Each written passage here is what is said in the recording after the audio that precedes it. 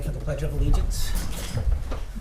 I pledge allegiance to the flag of the United States of America and to the republic for which it stands, one nation, under God, indivisible, with liberty and justice for all. Good evening. Good evening. Tonight's agenda, Green Farm Road regarding the driveways. Sue Yvonne's coming in at 7. We have some old and new business to go through. Credit card policy, lease agreement, the Primex assurance program, street lighting, and then we have a non-public session.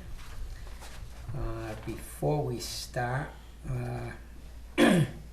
first of all, I'd like to let everyone know that Ed Decker, whom I'm sure many people know, he's been on the planning board probably I think since 2005, passed away this Saturday.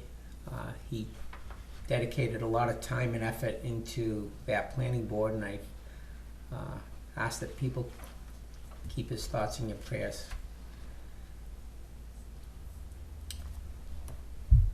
On another note, Parks and Rec is sponsoring a movie night on June 29th. It's The Parent Trap. It's free at Memorial Park. The movie will start at approximately 8 o'clock p.m.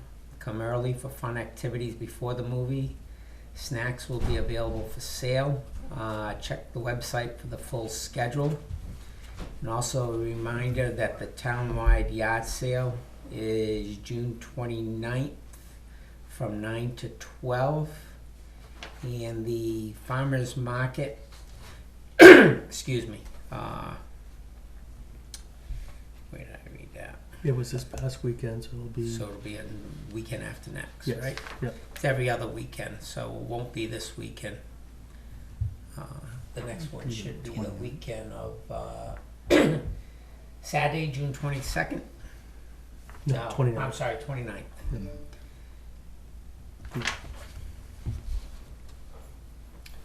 Any other opening? No. Okay. Oh, just a thank you to all those that did make it to the presentation last week for the police station. We do appreciate everyone that made it for that. A lot of good questions, a lot of good discussion started, so thank you those that took the time and showed up. That's what we gotta also focus on.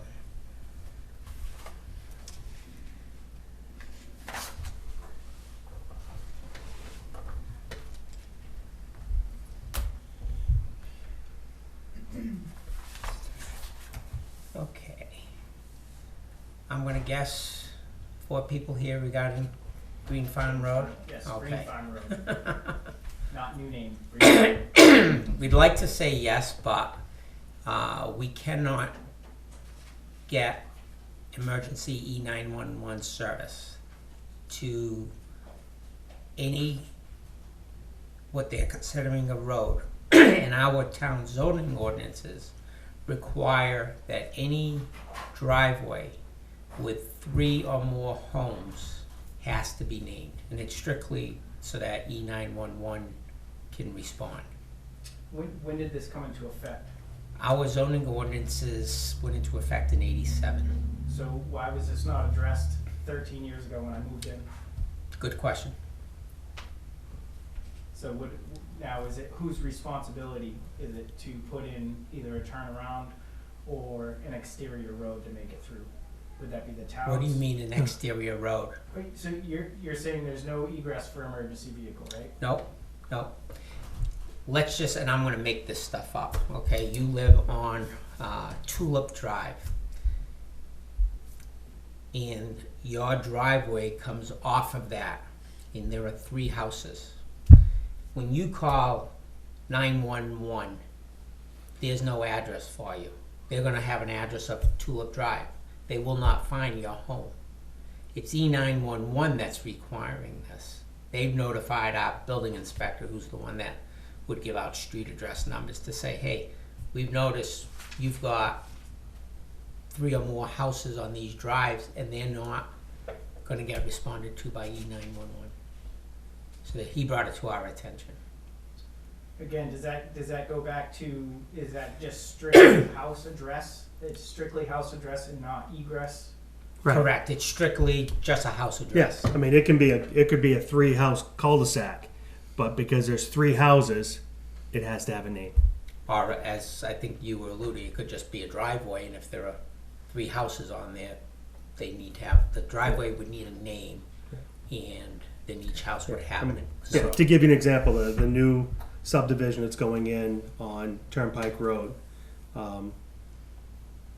just past BFit. Okay, there's gonna be 3 houses in there, 1 driveway in, 1 driveway out, but there's gonna be 3 houses that had to be named. So what are we we're asking them to name their driveway and maybe put up a sign with the name of the driveway on it? yeah, there should be a sign there so they can at least So, I mean, see it. basically, it's just pick a name, we get to approve it, and you have to put up a sign that says, this is the name of the little access you're on. So if I may, just to play devil's advocate here, what if we put a sign up that says Green Farm and then start listing with the houses? You can't, because Green Farm is the main road. That's Green Farm. Can't we be Green Farm Extension and keep our addresses? Do you know what a pain in the ass that would be? I can imagine, but what is of paramount importance is that we don't have street names that are similar, because in an emergency, when they're responding, we want them to get to the right street. And if you have street names that are similar, that's where there's confusion. I understand what you're saying, but I'm just gonna just throw this in there. I know it's not gonna matter to your point, because I understand your point, but last fall, I had to call 911 for my wife in the middle of the night, and the emergency showed up within minutes, and they didn't have a problem at all. I mean, but I do understand your point, I do. Because people that come to visit me, it's like, I have to explain to them, so I do understand. So, I mean, I guess there's no way around it, so so now it's just up to us to. Yeah, I was So gonna no one ask, can are you Mrs. Royce? No. Okay, we got a, Mr. Sareway. okay. Okay. How'd you pronounce it? Sareway. Saraway, sorry. Or Sareway, it's okay. We did receive an email from her proposing a name for your drive, Yes. Cause you wanna keep the Country farm Farm in there. Way, Yeah, so, which,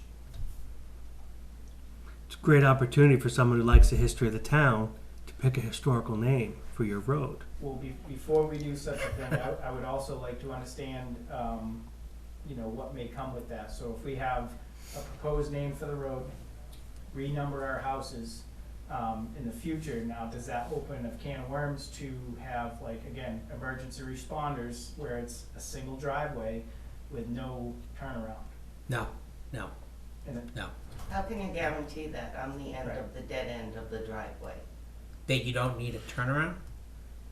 or, Well, we didn't know we needed a new name for the road, and right, I mean, so 13 who's years gonna say a ago. year from now, someone's gonna say, oh, we need to acquire your property so that the emergency vehicle can turn around? Because they did that on Green Farm already. 13 years ago, when Green Farm went into place, the road stopped where the town stopped. And then that was never a full-through street, and they made them put it through as a full-through street for emergency access. I disagree with you. I was on the planning board, and that was always the development of that property. Green Farm would go through to Stoll Road. He only wanted to build out to a certain point, but then they continued on. It was always on the plans from the original developer. Was to continue on to make Out it to through Stoll road? Road. Oh, to develop all that property. Well, I knew it was, Yeah. out to be fully developed. Yeah. But I do remember speaking to the builder and some of the hardships that he went through with that episode. That's the only reason I asked. Yeah, I think it was the second development there that I don't think was a part of the original plan. The part that is Matthew Yes. Commons, I think is what it's called now. But to answer your question, I can't tell you anything that happens in the future. From a realistic point of view, the town would have no authority. We don't have a zoning ordinance that says the named driveways need to have a cul-de-sac. We do have a zoning ordinance that says 3 or more houses on a drive need to have a named drive. So that's something So that's you're calling it a named driveway. Yeah, it's not a road, it's a It's named. not a road. Correct. It's So you not won't town be plowing maintained. or We anything do like nothing that. to I'm it. not Definitely gonna end up with no. everything in my driveway. We do not go on your road other than for Emergency. emergency. Matter of fact, it's illegal for us to maintain private roads, and that's why That's we correct. do not. So it's considered a private road. Drive. I'm Drive. just It's trying a to drive. It's a understand. drive. Our ordinance It's always been refers private to a drive. Right. It's not classified as a road, but So we're naming a private, Yep, private drive. Drive. there's 3 or more houses, which I understand, and I do appreciate you explaining it a little bit better to me. And I think moving forward, that's okay. I don't have an issue with changing possibly the name of our private driveway, as long as it's listed as such. The only concern I had, and before I even agree to anything, obviously I'll do some investigational work to make sure that in the future, we don't get hit with having to put in a secondary road or another form of egress. Yeah. If you look at, like John just gave you an example. Yeah. Another example is on Smithville Road. Yes. They put in a 3-lot subdivision, and it's a named drive. So essentially, our 4 houses, we just have to come up with a name. We'll And then get the a road building sign, inspector would give the numbers, numbers. housing numbers. Yeah. And would the town provide us with a sign with a name on it? So like if the, emergency vehicle's coming down, they see like a side street? Have we in the past? That's what I don't know. I have no idea. I'd have to get back to you on that. Okay. I don't know if the town can provide that or not. Because again, if it's for. If they're required. Right, they if it's should provide. required, then, it should have a town street name with a pole. I mean, other than that, your GPS is gonna take you down Green Farm and they're never gonna know where you're gonna turn. I mean, I do know it's a little bit of, it's a side private driveway is what it is, and it's sometimes difficult to find, but, so maybe a street sign would be beneficial to us.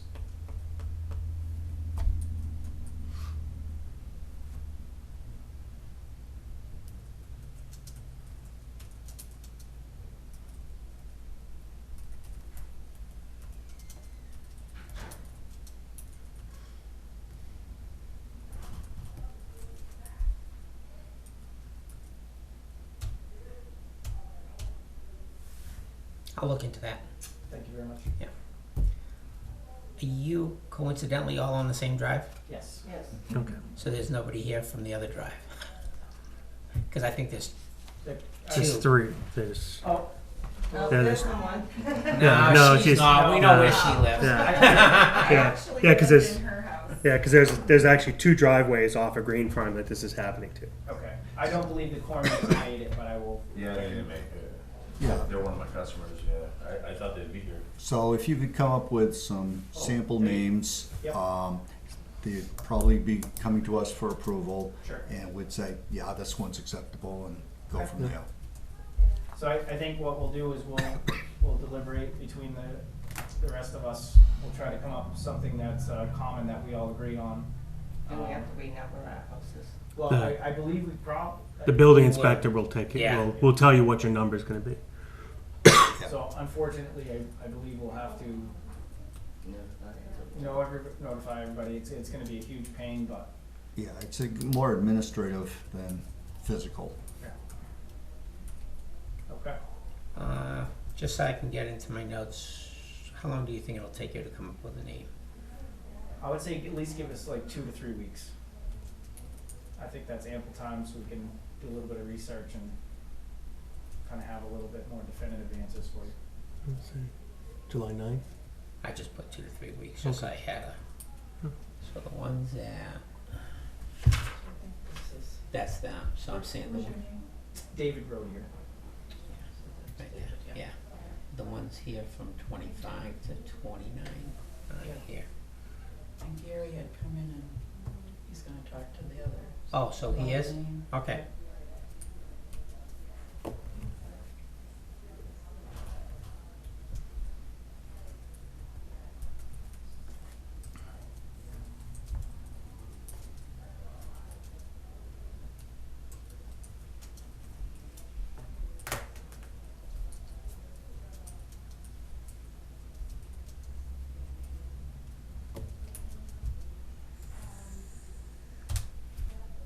Thank you for coming in. If you have any other questions in the meantime, you know how to reach us or stop in. And you're welcome to stay.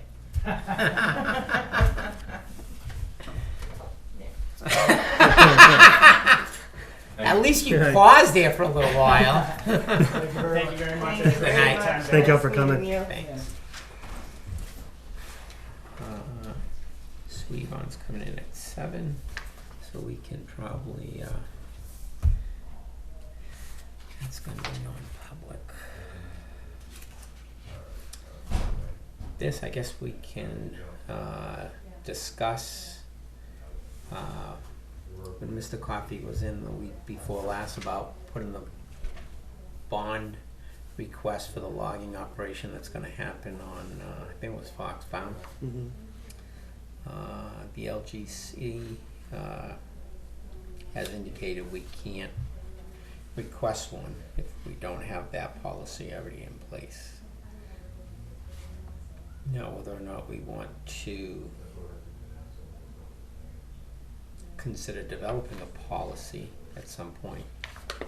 Yeah, I mean, I think it's a smart idea. I mean, like I said, I mean, we've had it with the other bonds where it's required in development or something, and I don't see any reason why this, if there's going to be substantial, and I don't know what weight limit you would put on it. Out of my ignorance, I don't know what limit you should put, but I think if you're going to have a certain amount of traffic coming off of it, and I think that would also cover us with if someone's doing, I don't know what our rules are as far as excavation. You know, if someone's going in and moving sand out of a property and it's gonna go over a certain amount, do they have to have a bond on the road?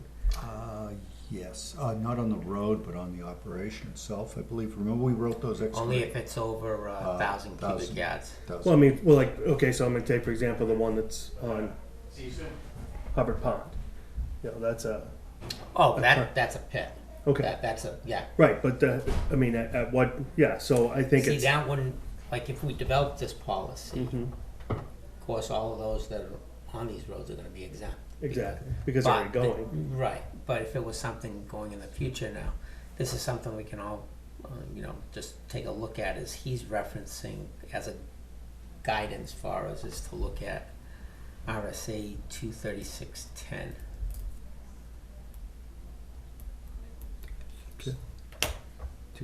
236A10? No, Just he just 236. 23610, 236.9.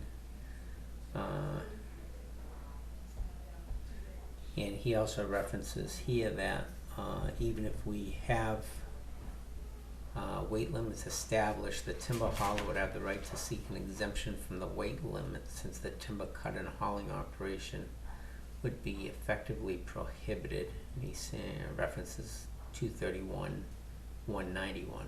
Yeah, So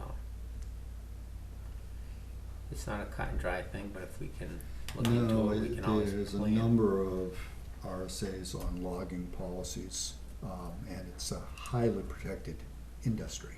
Yeah. So you have to be very careful on that one. But I think there's a difference between being a logger and being a developer cutting trees out. Would this possibly fall under purview of the planning board, that they should be providing or writing this policy for our approval? Since it's a, I don't think it's the part of planning the- board has any authorization for the public right of way. No, you're correct, Dale. And this is just wait lists, okay. Yeah. Limitations. Because I would look at it as if it's, say it's a logger going Yeah. in, someone Yeah. says, hey, so hey, you got all this land, you want to clear it, it's Yeah. under logging. I would say if it's a developer going in and saying, I want to clear this land so I can develop it, I think in that policy you could, or however we look at it, the bond could be on the developer. Mm. And because the developer may not be a logger, so then the bond is on the developer, not on the logger. Does that make sense? Somewhat. So meaning so I buy 100 acres of land, I want to put in 20 houses, okay? It's all wooded area. So I go out and I find a logger and I say, hey, I've got 100 acres of land I want it cleared. I'm going to hire you to do it, okay? We can require the developer to put a bond on. I don't think we can. That's what Steve was saying in the email. But we're not putting the bond on the logger, we're putting the bond on the developer. That's just semantics. The bond is for protecting the road, Right. and it's because they're logging. So they're gonna go back to that RSA. Yeah. And I haven't read it, so I don't Yeah. know. Right. I'm just he's I'm just saying thinking that if you're logging it for I'm a logger, I'm logging it for my livelihood compared to I'm hiring a logger to come and log my property. But whether you own a piece of property that you wanna have logged, or I own a piece of property that I wanna have logged so I can develop it, thing is, we wanna protect the road. Right. I'm just trying to think it's if that same developer 6 months down the road now says I'm developing on that land, we're gonna make them put a bond on the road for all the other trucks that are going through, correct? But we don't have that, no. The only bond the planning board has in place that they can, is when they are going to build a road as part of that development. Correct. Then they're required to either post a bond or build the road before the planning board. So if someone puts in a 20-lot subdivision Yep. and they're going over a town road, It's nothing. Nothing go on over the the, road. no protections to the Yeah, road. it's no different than, name me one of those trucking companies, you know, No, I know. trucking company driving down the road, you know, that. yeah, I'm just trying to think. I mean, if it's beyond normal wear and tear on the road, I think there should be something. You gotta find an RSA. Oh no, I understand, but Yeah. that's what I'm saying. I mean, I think that's something we should look at because, I mean, if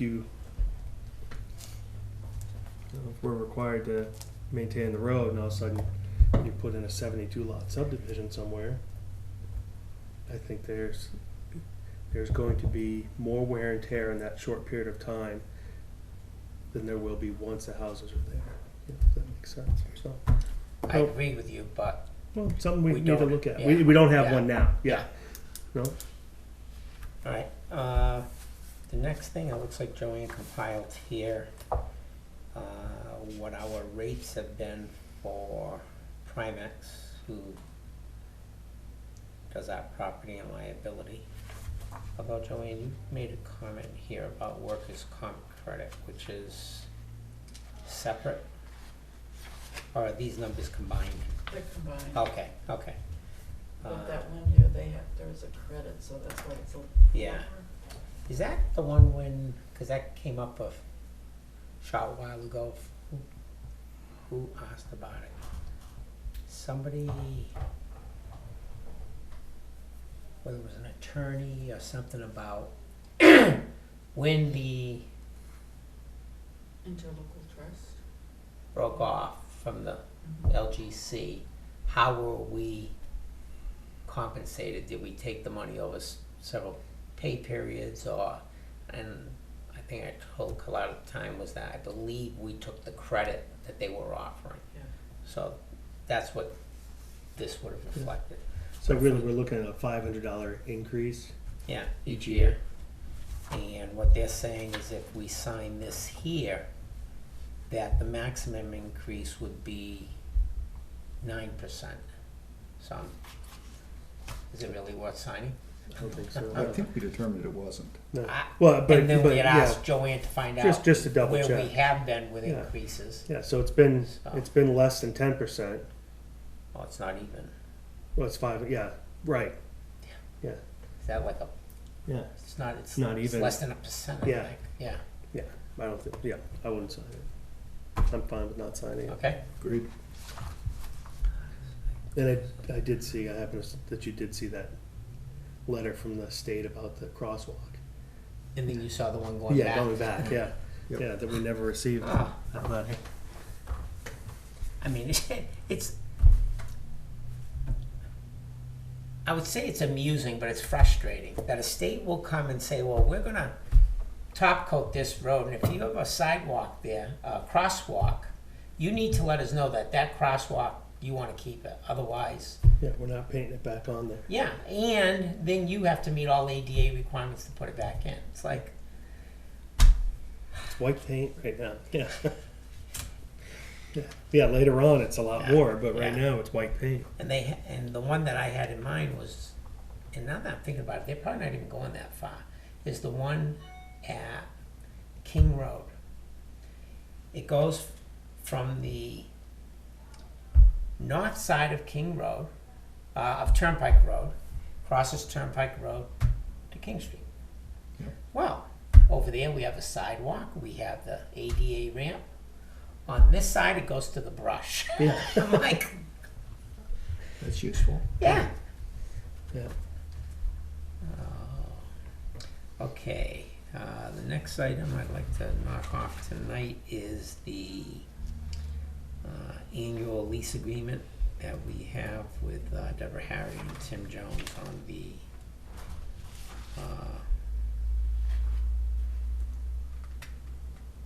lease of the property on Old Tenny Road. That's the one they hay and They, what's that? Yeah. they farm, Yeah, yeah. Yeah. Actually, I think they Yeah, raise- that was yeah, fine. they actually, yeah, they do, I'm fine with yeah. that. I had no problems with that. Seems reasonable to get some use out of a piece of I'm trying property. to think,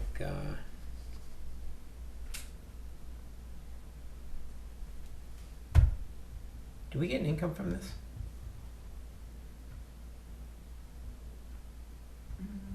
Certainly hope so. I think they pay some tax money on it. I can find out for sure, but I Yeah. think that's about the Yeah. setup.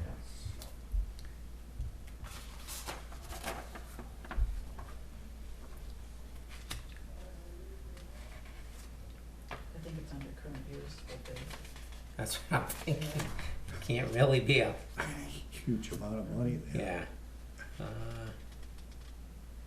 So this is the updated insurance.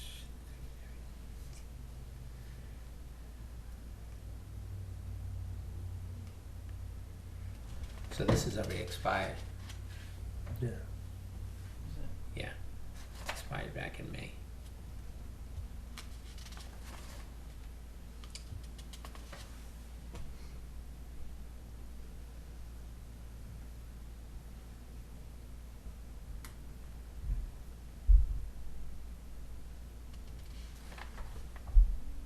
the insurance is expired? just that binder. Okay. It's their one that ended May of 18.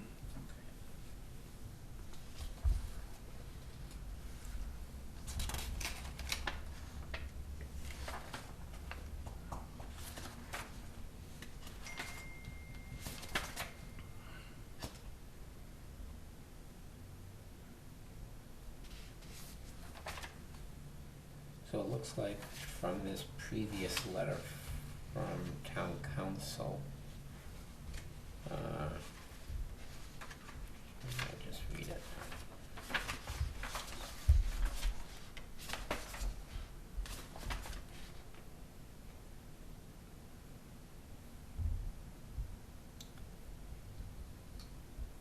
There's nothing for us to sign, just accepting their letter to renew. The other thing, if I could ask you to look at, is I'm assuming that that lease agreement was set with an annual renewal. Could you see if there was an end date? For this? Yeah.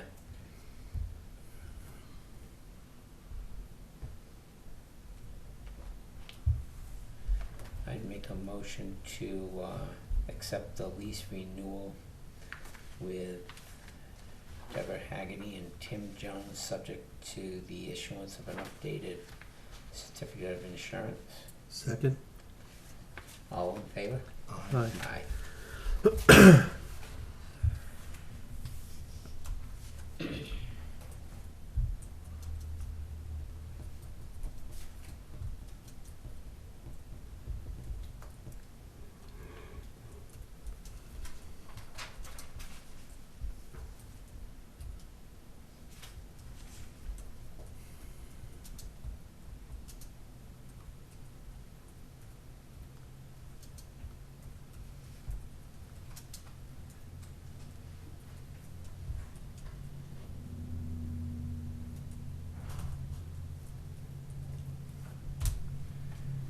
Credit card policy and procedures.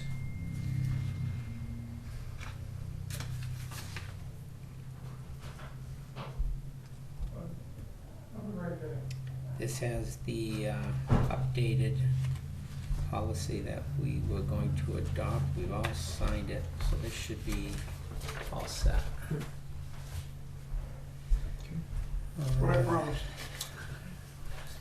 Could we make sure that gets out to all the people who have a credit card for the town? So are you going to, allow anybody else to have them? So right now, I would say, Peter and Meredith, and Tim, and then this one in Yeah, our office. yeah. I'd say unless there was a reason, I'd say that was it. So Nicole uses it a lot, so she has to come and get mine. Yeah, but that keeps it under your control. Yeah, yeah. And then Laura uses it sometimes. Same Yeah, I applies. would, Just leave it the way it is. yeah. John? I'm good with that, yeah. Okay. Okay, this is a non-public. This we're set with. This is the letter with the meeting. Ah. That's gonna be non-public.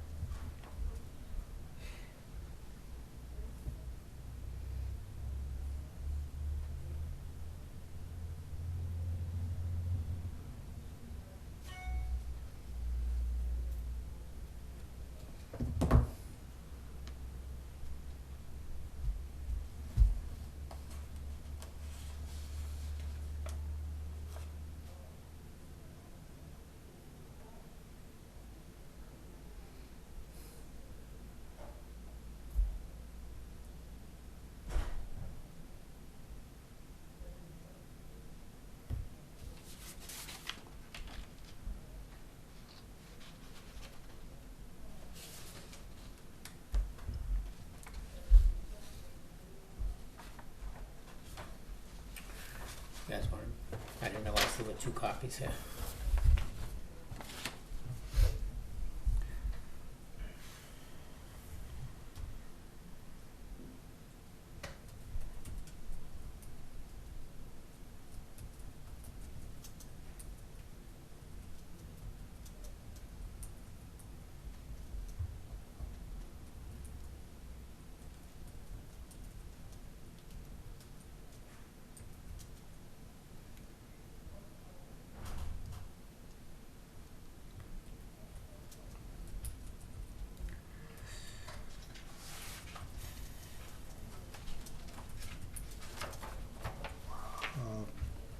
Question, where is that 1860 Southern Hero hand pumper right now? Is it still In that It's- building. It's in the Yeah. building.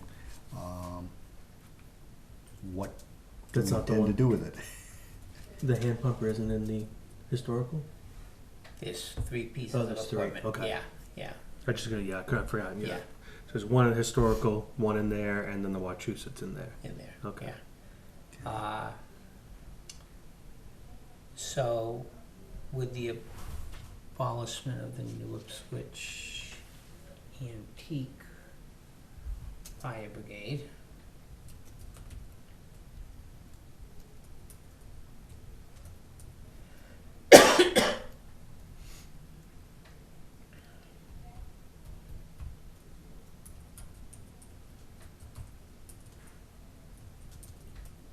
think the first thing we would need to do is get the advice of town council on how we go through the process, because I believe that is now at the registry as the New Ipswich Antique Fire Brigade.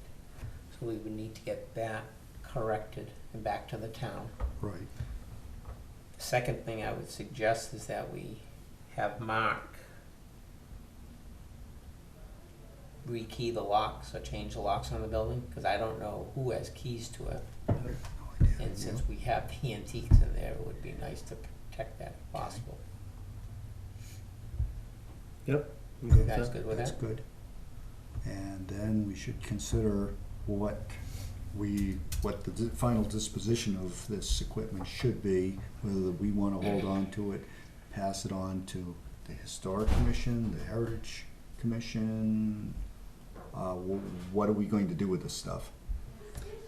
We've had discussions that there are, as far as the Wachusett, we have heard that there are members of the fire department that are interested in helping to get that up and running.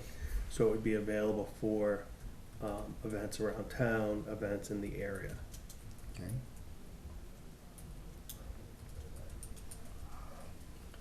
Okay, that's one. What they didn't wanna have to do is be responsible to maintain the building, because it seemed like that's what the brigade was trying to get people to do, and they were trying to focus. Now, the other thing, and I think we need to get it addressed promptly, is that I know the Carolinians were the ones that were always working on it, but for years I've been saying, boy, that should be in the parade, and it is never in the parade. And I think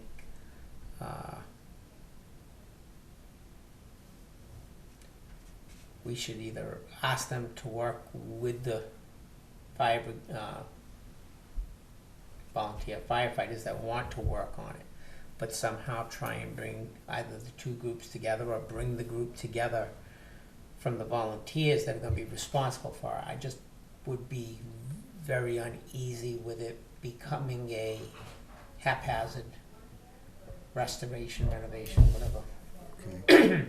What about the building itself? I mean, I don't really know the condition of it.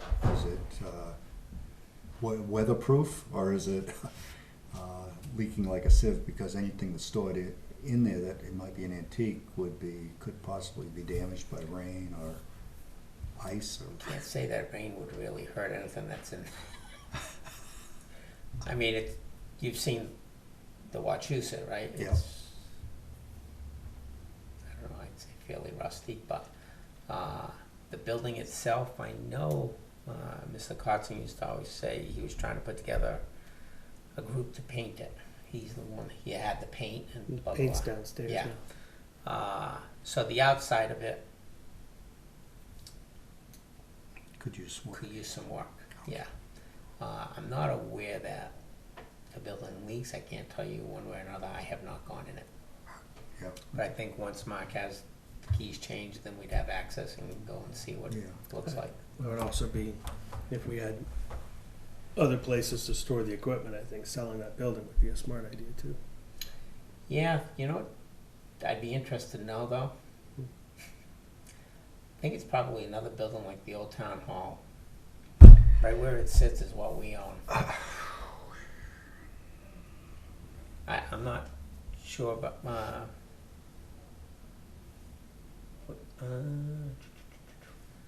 I wondered if you could pull up maybe the deed on the property, whether it would tell us, you know, what size it is. But I know I'm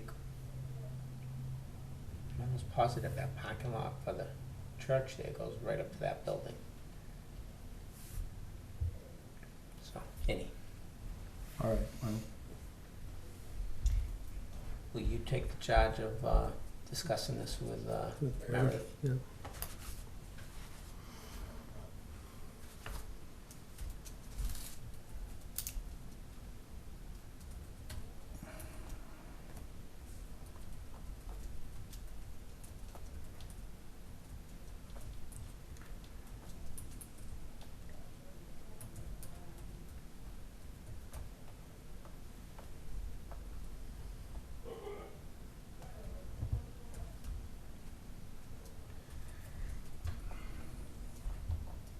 us an extra copy of this? There were two. Yeah, that's one. Yeah. Hang on to it.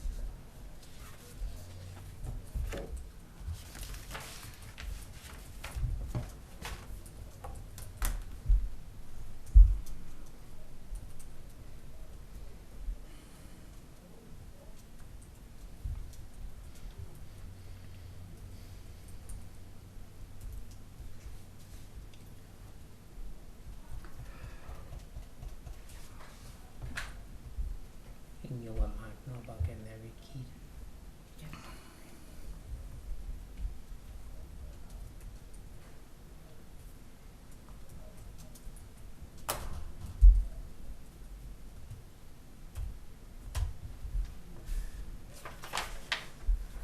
What about town council, you want me to do that? Yeah.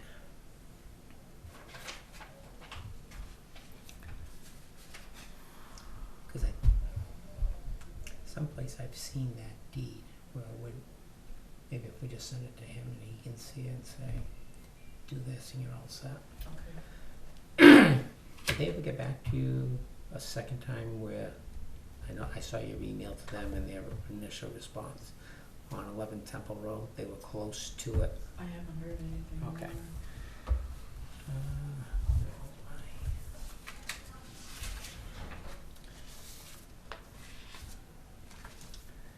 Street lights.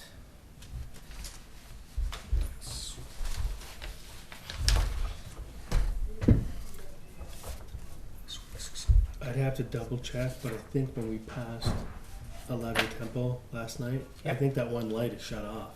I think the one across from it is turned off. I'd have to double check. But as we went under it, like the light that we said doesn't need to be there. Yeah. but I don't think it was on last night, but when we went by, the other two were on. Oh, but that just means, it's no different than any other. That's what I'm saying. There were so many lights. Yeah. That's what that letter to Eversource was about. Just on this road here, one night when the one across from my house was out, I said, oh, you can go online and just put in the thing and it goes through. Well, I went out to that pole. It was out. I look up the street. I said, oh, that one there's out. Looked up this way here. I said, I think there were two more out. I just did the loop from there,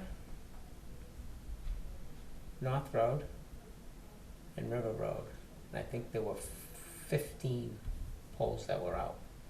I mean, I think we had 100 or 110. That's a lot not That's a working that we high pay for. percentage. No matter whether they work or not, we pay for. Dude, that's what I wondered. Like, so we get like it's We like get a a flat bill. rate. Yeah. Yeah, because the one that was on the split of Timber Top and Hubbard Pond, I think for a good 6+ months wasn't on. Yeah.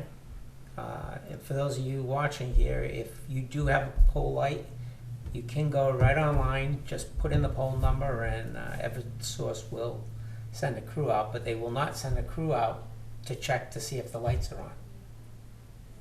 They will correct them if they're not working, but they don't send somebody out to see how they are working. So, Strange, but okay. yeah, yeah. So I know, Bert, you went out, you forwarded photographs from your visit. John and I went through, and John wrote down the notes on some that we thought we could do without, and other places that we said we should have them. Okay. Since you have the notes, I'm gonna let you handle it from there. All right. So That's a go. so we did look at the one that we got the notice on going in Ashby Road. Yeah. I mean, when Woody went out, it was missing the head. They replaced it, but they put the wrong head on it, so that needs to be addressed. Further down going, there's the only number we could get on the pole is like it's number 9. Right now, it's currently not working, and we don't need it. It's just in front of a house. It doesn't really mark any intersection or anything like that. So going down the list of street intersections without a light. So the one that we have listed here. So Ashby and Davis Village, yes, that one needs to be replaced. Binney Hill and Page Hill, that intersection, that one does need a light as well. Yeah, that's a pretty busy spot. Stoll and Green Farm, we didn't feel at this time that it needs it. You're coming off of a paved road to a dirt road. You're coming up to a stop sign. Didn't see a need for it at this time. Binney Hill, Poor Farm, Emerson Hill. That one we did need one place there. Yeah, agreed. Turnpike and Gibbs, we did not feel there needs to be one there. There's a good enough clear line of sight going down the hill, and until at least 10 o'clock at night, it's lit up by the Deej across the street. Poor Farm and Lower Pratt, we did feel that one needed to be taken care of. Yep, there's a bad hill there. Yep. There were a couple more while we were on that stretch, though. Page Hill and Westbrook. We felt there needed to be one there. And Page Hill by the townhouses. I think it's pole 3740. That one needs one as well. Back to the list. Ashby and Whittemore. We did not feel that one needed to be taken care of. That is, Yeah, it's fine. that's okay. Ashby and Mountain View. Yep. That one does need one. As well as Ashby and Malthouse. Okay. The three on River Road, Old Country, High Range, and Cascade. We did not feel there needed to be ones there. And the three listed for Turnpike and Courier, very clear line of sight, both up and down the hill. It's also a dirt road with no homes on it. Yep. Turnpike and Old Tenny, we did not feel needed one. And Turnpike and the elementary school, there's lights leading up to that, and the elementary school has a light within, what would you say, 20 feet maybe of going in of the entrance.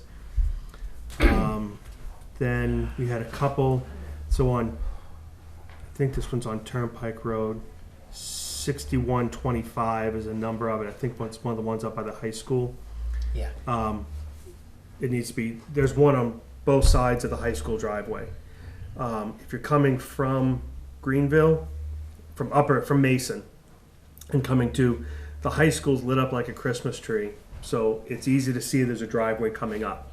If you're coming the other direction, that light needs to stay. So it's the one on the Mason side of the scenic driveway. We feel could be turned off or removed. On across from 11 Temple Road. So there's three lights very close to each other, and there's one directly across from 11 Temple Road that lights up nothing but 11 Temple Road. That one could be taken care of. There were actually two there that we thought, but then the other one is lighting the exit from The schoolyard. the, yeah. So We said, well, leave that. yeah, because I mentioned to Chairman Lage that it's I have noticed some loitering there in that back area, so I think it's a good thing. It's easy enough for the police to drive past and be able to see. The fire station, we noticed there's a light outside our current police station. There's a light outside our ambulance bay, but there is no light outside the fire station. So Good catch. we thought that might be a good idea. Yep. The sharp curve on Poor Farm, it's near 327 Poor Farm. There's like three mailboxes there. Yep. Definitely, we need one there. Then I wrote it's 1795 Force. It's Going Road and Page Hill. We felt we did not need one there.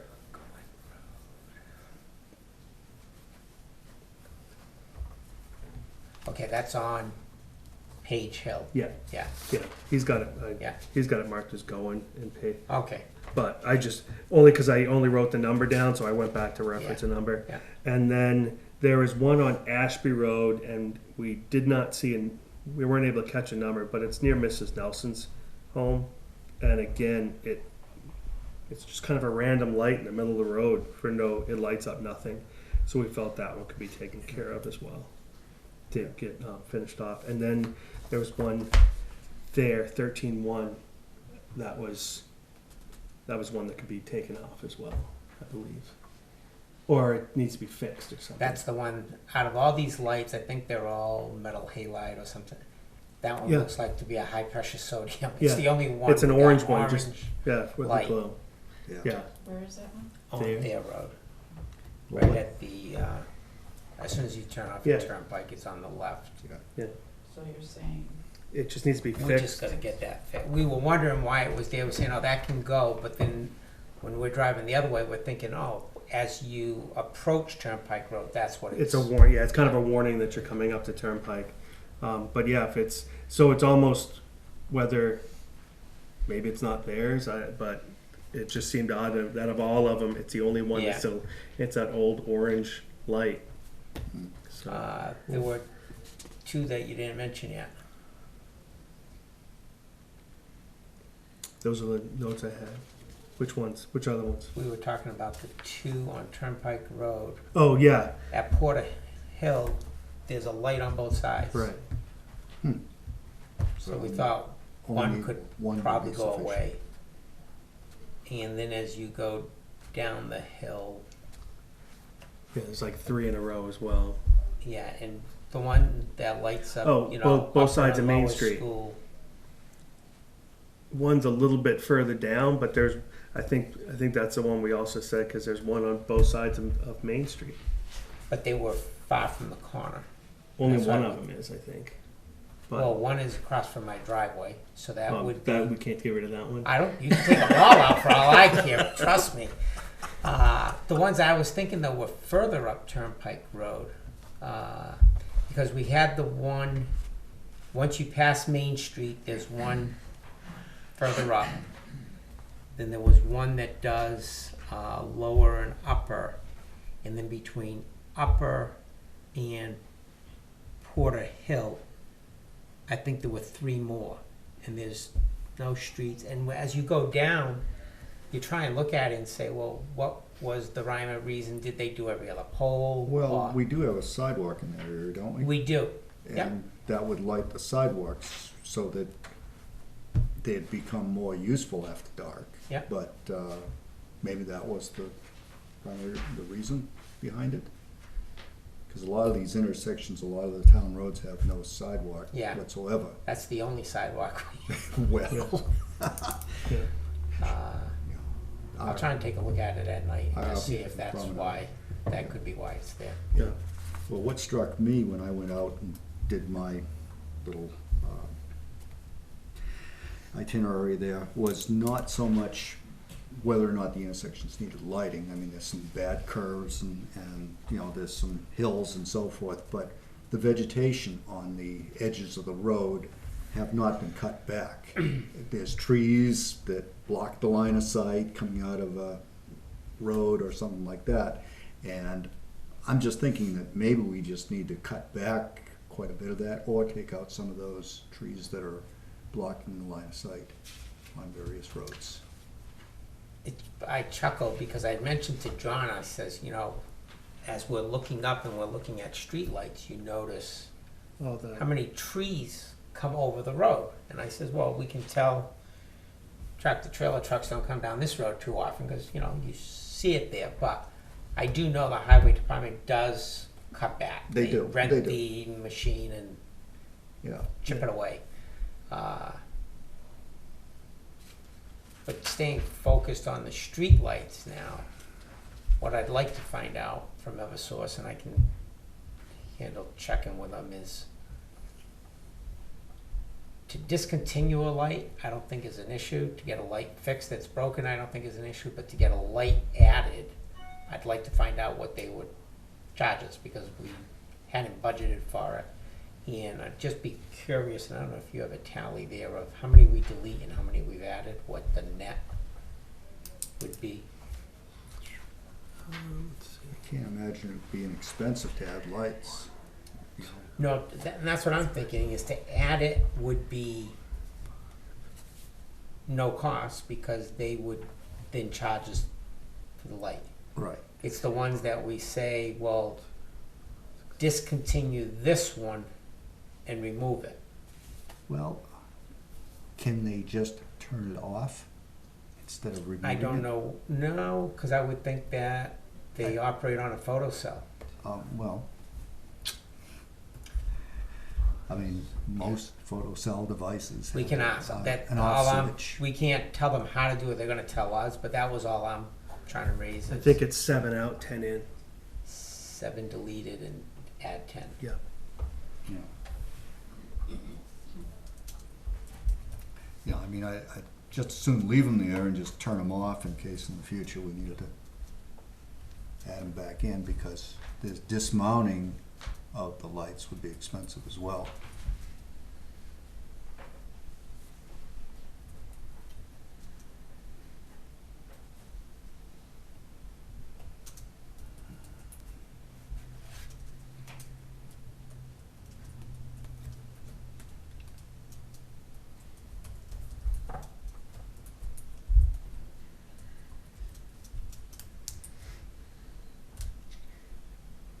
Before we leave tonight, if I can get that contact information from that guy, I said, oh, hang on.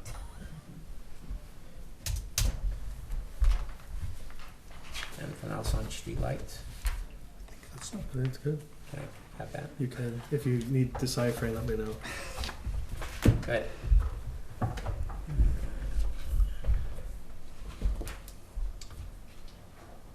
David. Yep. What about Danielle Sickle? Did you see that the assessors want to appoint her to the empty seat?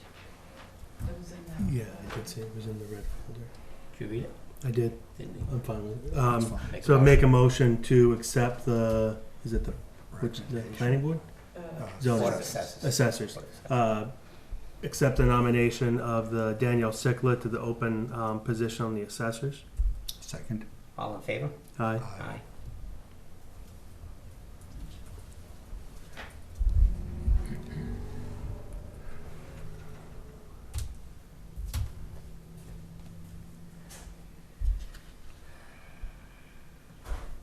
Sue Yvonne?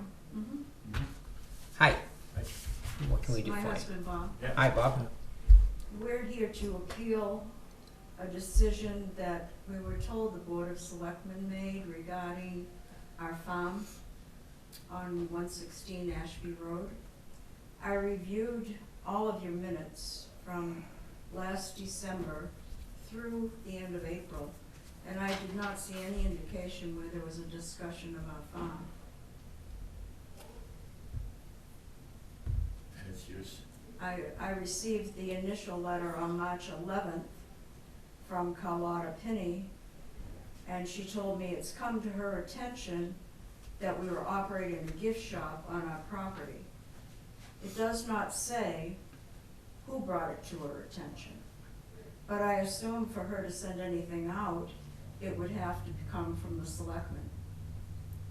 I did not see anything in your minutes that indicated that you discussed our farm or the uses of our farm. I'd like to address that. Sure. Okay. It was brought up to the Board of Selectmen. We did discuss it. And because it was advertised in the Monadnock Ledger that it was acting as a retail establishment, based on our zoning ordinances, you need to apply for a special exception. And we did ask Carlotta to send that notice out to you. So the initial Let letter me- you asked her to send? Correct, yes. Okay. And not everything gets recorded into meeting minutes. We try our best to get minutes accurate, Was it a decision of the whole board to send that letter out? yes. And when I wrote back to her, and I said that, you know, we produce products made from our alpacas. And also, we have products that are brought into our shop, which is actually a farm shop or a farm store. And we belong to a co-op, and the co-op manufactures some of these products from fiber that we contribute. So all of these then are products of our farm. We also sell manure, we sell alpacas, we sell raw alpaca fleeces. Greetings. And I brought that to her attention, that we didn't feel that we needed a special exception from the zoning board, because our farm sells its products just like any other farm in the area. We don't sell meat, but that's our choice. Other farms sell eggs, they sell milk, they sell maple syrup, they sell meat, chickens, whatever. Do all of them have special exceptions? Would you like to address that? Okay, I just didn't want to interrupt you, I thought you was gonna keep going.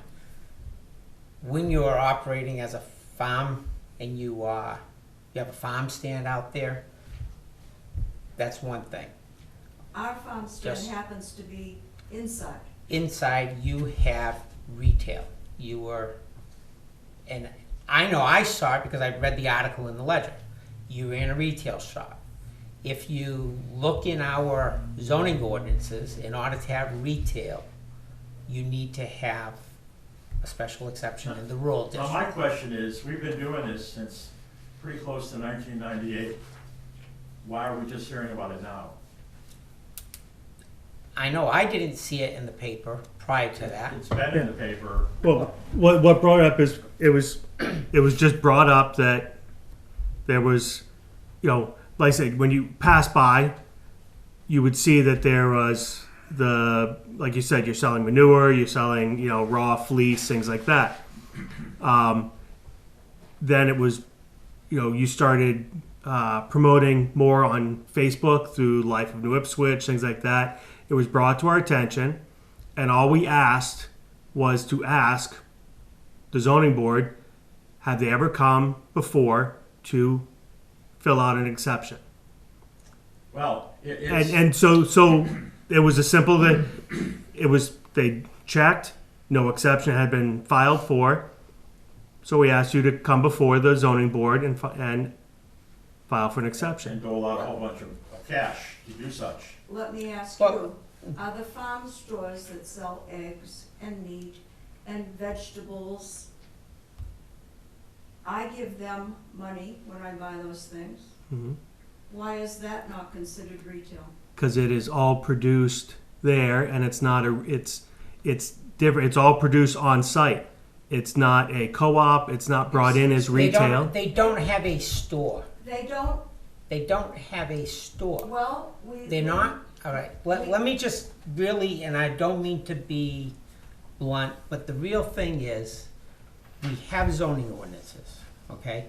The zoning ordinances say if you are setting up a retail operation in the rural district, you need a special exception. Those ordinances have been in effect since 1987. If you predate that, then you would have been grandfathered. Okay, so if your retail establishment is after that, you need a special exception. okay. People that sell meat, let's say, okay, sides of beef, lambs, whatever they sell. You go to their farm, they have a freezer set up, they have what they need set up. You pay them for the lamb, for the beef, for the vegetables. What's the difference? It's all year round. I would say there is no difference, that they would need a special exception. And they don't have one. I don't know of them. If you want to give us a list of names, No, We I'm can- not here to do that. I didn't think so. But I did discuss this with the chairman of the Board of Assessors that we met with on, let's see, we met with them on June 6th. And the woman on that board happens to have a CSA and sell all types of products. And I asked her, I said, you're selling products from your farm. And they don't slaughter them on their farm. So those are things that are going off farm and coming back. They sell them retail. I said, do you have a special exception? And she said, no. These are farm products that we have. They're manufactured from the fleeces of our animals. If you want manure from your garden, that comes out of another part of the animal, but it's still from the animal. Everything you sell in your gift shop is made only from products created on your farm. Yes, and it goes. 100%. Fiber goes to the co-op, and products that are manufactured within the United States, we can buy back from the co-op. But then why are you any different than, let's just say, a Dollar General? You have, and I wouldn't say a Dollar General. Dollar General doesn't produce their own products. Okay, but they're selling products. You're selling a product. I'm selling an agricultural product. But our zoning ordinance doesn't say anything different unless you have an RSA that says something different. Well, how are we to know that there is such a? You're just hold on just a minute. We were not provided with a list of, when the zoning law began, a list of things that were going to be covered by zoning. We didn't know. No one's ever come to us. We've had signs out in front of our house. We've had ads in various places. And my question is, why so long? Let me answer your question though. It's not the town's obligation to go out and educate the public. It's not. It is not. It is not. In fact, if you read the RSAs and you read the zoning ordinances, it is upon the person who needs to meet the requirement to know what it is. We can't go out and educate everybody on the zoning ordinances. They should know that if they're going to make a change of the use of their property, they need to first check the zoning ordinance. We haven't made a change in the use of our property. It's always been, since 1998, an alpaca farm, and we have sold products from those alpacas. What was it prior They're to, agricultural products. what was it prior to 1997? We had a Saint Bernard kennel. We've had livestock. We've had chickens, and we've had Pigs, lambs and pigs, and we've always been, agricultural. yeah. And then in 1997, I was watching a Chronicle program, Peter Mahegan and the old Chevy driving around Vermont, and learned about alpacas, and we got into it. And we have people coming to the farm and saying, why alpacas? What's the big deal with them? So we have umpteen products that Show uses. show the uses and the utility. Yeah, how long has your shop been there, is really the Since question. 1998, when Okay. we started Yeah. with alpacas. Okay. And, you know, initially we sold fleece and we had yarns made and that kind of thing. And if I might quote from one of my letters to the zoning board, our farm coexists in a manner that will preserve the rural agricultural heritage of the town, which comes right from the zoning ordinance itself. And we sell products produced using our alpaca fleeces and other products from the alpaca. And that's in keeping with the agricultural heritage of the town. And that's terrific. We're not trying to say you can't operate there. What we're saying is Like that May, that's yet to be seen. if you didn't meet requirements, like they say, well, do you have enough? No, well, but if you force us to do this, then there are gonna be subsequent meetings. There's gonna be letters written out to abutters and people around. Mhm. It's gonna be a big rigmarole. It's gonna be a big show. And we don't know, after spending $100 for this and $1,500 on letters being written, that we're gonna come out and be able to do what we're doing anyway. So there's no guarantee. There is no guarantee, there isn't, but that's the process that the town has voted to do. If they didn't vote that way, then we wouldn't be here this evening discussing it, but because they did, and this goes, what, over 30 years ago. So the select board was lax in all that time from not discussing this with us? I'm sure, yes, but As you know, with our size community, Somebody's nose was out of joint? And No, so it it's got the- brought to the select? the nose was not out of joint. I know, when it was brought up, I said, yeah, I read that article in the paper and thought the same thing is, how are they operating a retail space without having gone to the ZBA? It's not a It's- retail space. Okay, I can't dispute with you what I've read. I'm Has- just saying, in my Okay, reading, when you read that, did anyone from the select board come up and see what we actually are? Did you send a representative from your board to come up and see what we actually are?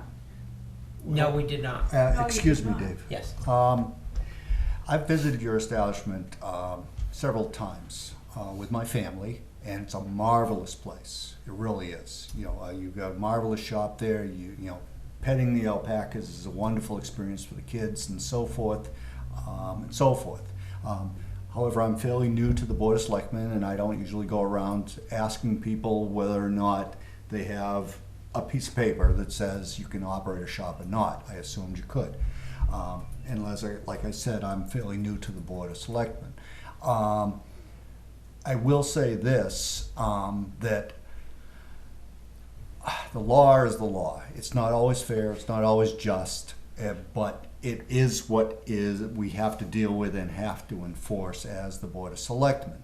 However, as longtime residents and residents of New Ipswich, you have the right to appeal a decision. You have the right to ask for a waiver of fees, and I'm of the strong belief that there are a number of people who are sympathetic to your plight, because there are probably another dozen or so individuals here in town who are in the same situation and have not applied for that special exception. However, you can go through the paperwork rigmarole that is required at the Board of Appeals. It's not a big process. It is a public process, but you can ask for a waiver of those fees or the application fees. They may or may not grant them. Who do I ask that of? You would ask the board, the zoning board, I believe, to waive the fees. The board that I previously went to on the 6th of Not the June? assessors. The She zoning- didn't go to the assessor, I think she meant to say Zoning. ZBA. She went to the ZBA? Yeah, I Okay. don't know. I think it was ZBA you went to. Okay. But you can ask for a waiver of the fees. The paperwork is not that onerous. It's a couple pages. You don't have to produce massive documents. You do have to notify the immediate abutters, and there is a public hearing. Usually it takes place in one evening unless there's something odd happening. I feel that the board would be fairly sympathetic to you. I can't guarantee what their decision would be, but they have no reason to deny you your special exception. Can you tell me, up the road from us, before our house coming down Ashby Road, there's a gentleman who fixes junk tractors and junk tillers and junk lawnmowers and has them all out in his yard. Is this a special exception?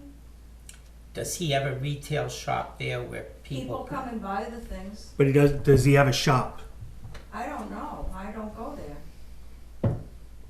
I mean, if he fixes up a lawnmower and has a lawnmower in his front yard that says for sale, that's No. not a retail shop. 30. Okay, but there are 30 or more lawnmowers out in his yard. It's either a shop or it's a junkyard. It does, and just because I haven't gone through this, is what people use their property for. The board has limited control over. The only thing that qualifies as a junkyard is when people have 2 or more unregistered vehicles. And that the board can enforce. So, Anything all above of that, these unless ones- it's a health or safety hazard, we have no control over. And you gotta understand, the board's only control that we can enforce is either a zoning ordinance or an RSA. We can't make things up. You would agree with me that there are outdoor farm stands and there are indoor farm stands. Farm stands that are open all year long. Is that not correct? I'm not aware of any. I'm not aware of any in town No. either. Well, I can't, But by definition is what I'm saying. Oh, yes, yeah. would you suspect that I could put a table out by the road and put scarves and hats and yarn and stuff and just run a farm stand that way in my particular situation? For Would 360. you wanna buy anything that's been laying out in the weather? We have an indoor No. farm stand. Let me ask you. You have an indoor retail shop. You are selling goods, okay? Farm The- produced goods. No, What? not farm produced. You are selling manufactured products. From our co-op, which we provide fleece The to, raw Mhm. materials? in order to be able to buy products back. If we could not buy products back, we would not contribute fleece. We would not be part of that co-op. We have to contribute fleece. Okay. So what I'm saying is, if someone they raise an animal, they send it off to be butchered and it comes back, that is a processed animal. That is not a manufactured product. If I take, Well, it is per slice, per cuts, that's manufactured. processed. That is not manufactured. Well, our yarn is our fleece is processed into yarn. Yeah, There's no other way to look at it. It's given to them in the raw condition. They pick it, card it, wash it, and it spin comes it, back as yarn. and it comes back to us as yarn. So all you're selling is yarn. No, No, Okay. You have someone manufacture products for you. I have people in town knit for me using my yarn. Is that sending it out to have something manufactured? Yes. Because someone else knits for me using my yarn? Why Yes. would it not be? I mean, let me ask you a question. Have you read the zoning ordinance? I'm No. sure you have. You have? Yes. Yes and no. I have. Okay, she has. So, is there anything in that zoning ordinance that indicates that if you have a product manufactured from goods that you raise, then you can have a retail establishment, or you can sell them there?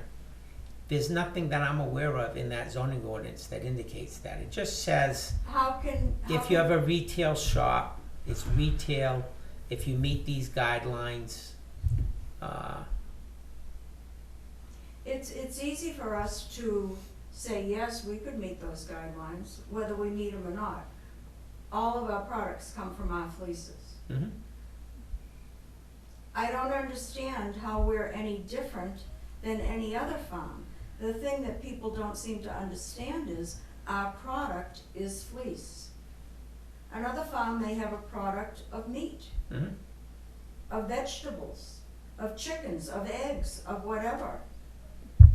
But you're not selling fleece. You're selling hats. You're selling mittens. You're selling all these other. From our animals.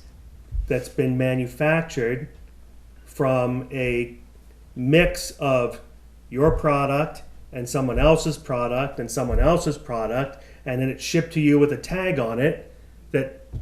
So No, it's no not tags are on it. so that there's no produced by tags on it or anything like that. On some of the co-op things, yes. So that's what I'm saying is if someone is running a farm stand, they pick vegetables, they put vegetables in their farm stand, they sell vegetables. If they're creating something there on site from their vegetables, they're making it on site. It's produced from their vegetables. You are having someone manufacture products from your produced fleece, and then you are selling manufactured products. From our fleece. You are selling manufactured products. How else would I get hats and so on from my fleece? If you can tell me a different way, I'd be happy to. You What I'm telling you is manufacture them on site. or you go before and you get an exception that says you can have a retail spot on your farm selling products from this co-op. I think what makes us more angry than anything else is the fact that we've been doing this since 1998. But that has nothing to do with it. We've been here since 1978. 71. And we bought a home in town in 1978. So you see, people know we're here. It's not like they don't know we're here. But yet, it took from 1998 to It gives us 2019 the impression for that somebody to spring this on us. No, all we- doing something wrong. No, all we asked someone, you promoted your retail location. You We know, were asked if we would let her come and look in our shop and promote it, okay? yes. And then you also started doing much more promotion through social media. So it was just it was a question that, Why didn't Is an someone from exception. your board come and see us? would that have changed that you didn't have an exception? Well, it would have changed the fact that we were talked to and made aware of what the problem was without having a formal letter and having to go through this formal process prior to being here. You would This still is- have- you would- This is a small town. It used to be Right, but sort of we, a friendly, more people-oriented town than it seems to be now. Now you've got this, trying to follow the rules? I don't No, think, it's- I don't It know is. if that's the case. All right. that's what you say. Wait a minute. That's not, Let's see if we can come to some common ground. Do you agree that the town does have zoning ordinances? No, yes. Okay. So, do you think that people should comply with them? Yes, I do. Okay. We feel the same way as you do. Unfortunately, whichever way you look at it, this board is the only one that can enforce the ordinances. And who brought it to the attention of the board? It's irrelevant who brought it to the attention. It is irrelevant of who brought it to the attention. I'll be honest. I mean, politics. I no, mean, It's, you did. It was in the newspaper. It was online. You brought it to our attention, and we asked a simple question. That area's zoned agricultural. No question was asked of us. we're not saying we asked you a question, okay? What I think Selectman Visa is saying, you asked, well, who brought it to your attention? I know I read it in the paper. When did you read it? It was around. When was the date of the ledger? I don't It know. was around. I understand. Yeah. What I'm trying to say is, why weren't we notified then? You Why did were, it take months? no, When did we get the letter? It was in March. Yeah. okay, Why so weren't we from, notified when at you the say, beginning? We could have corrected I'm this from the sure, get-go. I'm Alright. sure it was in the ledger probably in October, November, December, around Okay. that time. so we meet, the subject comes up, whether I go to your home and say, you've got a retail shop, you need to go to the ZBA, or we send you a letter to say the same thing, you've got a retail shop against the ordinances, you need to go to the ZBA. What's the difference? Would you like the personal Well, face-to-face meeting? under our. We can't waive it. In our opinion, you didn't even know what we had in our shop. I can tell you, the only thing I knew was that I know you raise alpacas, which is great. It's a farm. It was in the article where it was that, I think there was a picture of hat and mittens in the photograph, and that you were gonna have a retail shop. What if I had made those hats and mittens? It's a retail shop.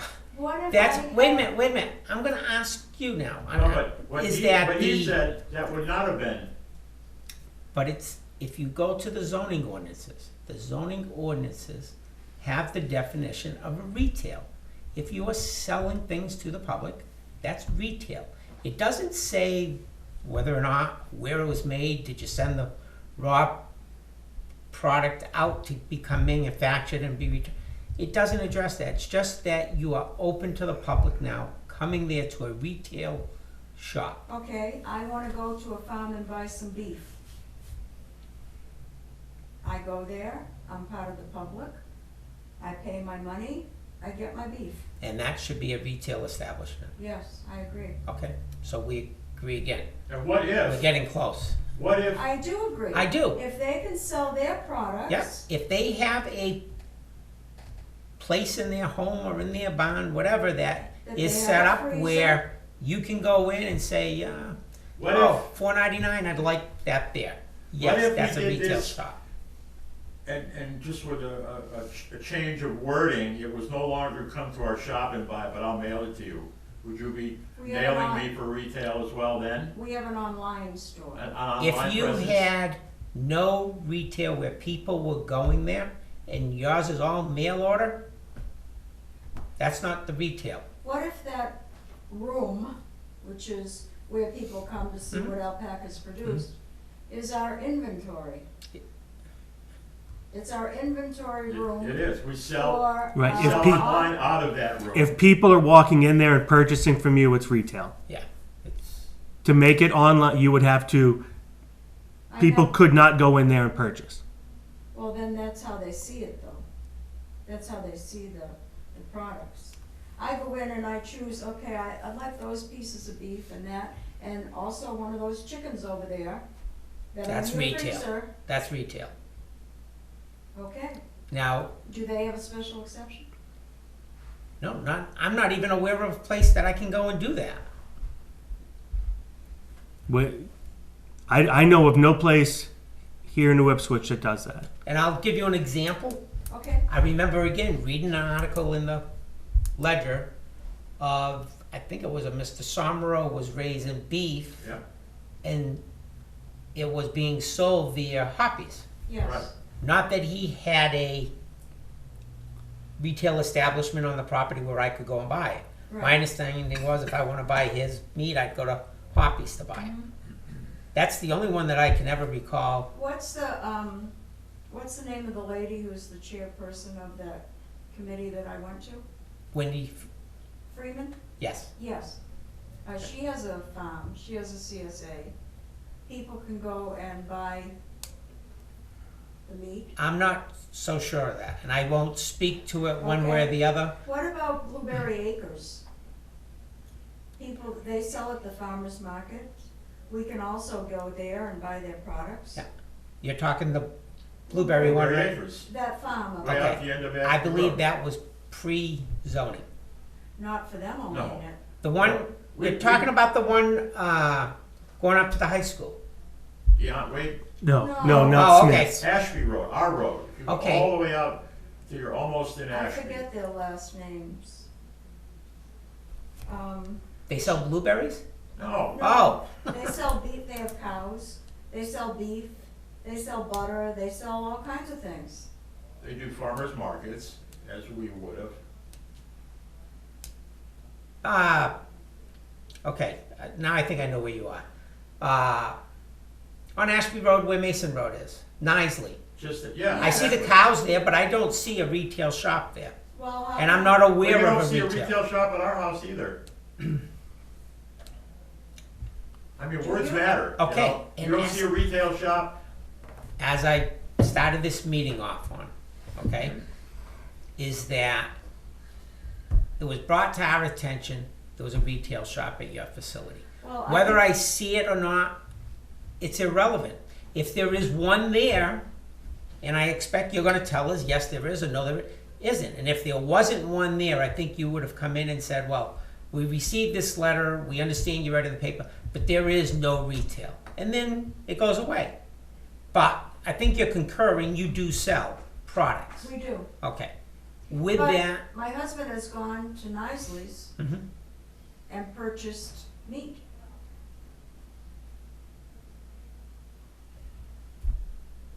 This is the first I'm hearing of it. I don't know that. Well, you just told me they were pre, No. No, he no. thought you meant Mrs. Smith's blueberries. You said Oh. blueberries, and I'm thinking where they Oh. sell blueberries. no. No, you're saying that's pre-zoning? Mrs. Smith's, yes. by the I same came here in person that- '87, and that was already there. It's same family's been running it the whole time. It's never left the family.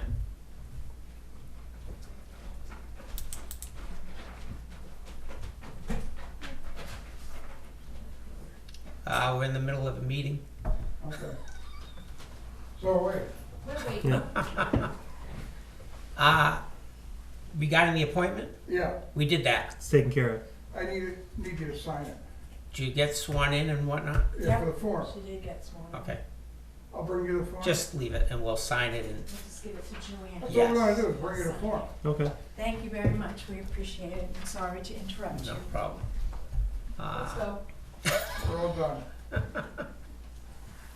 Sorry to interrupt.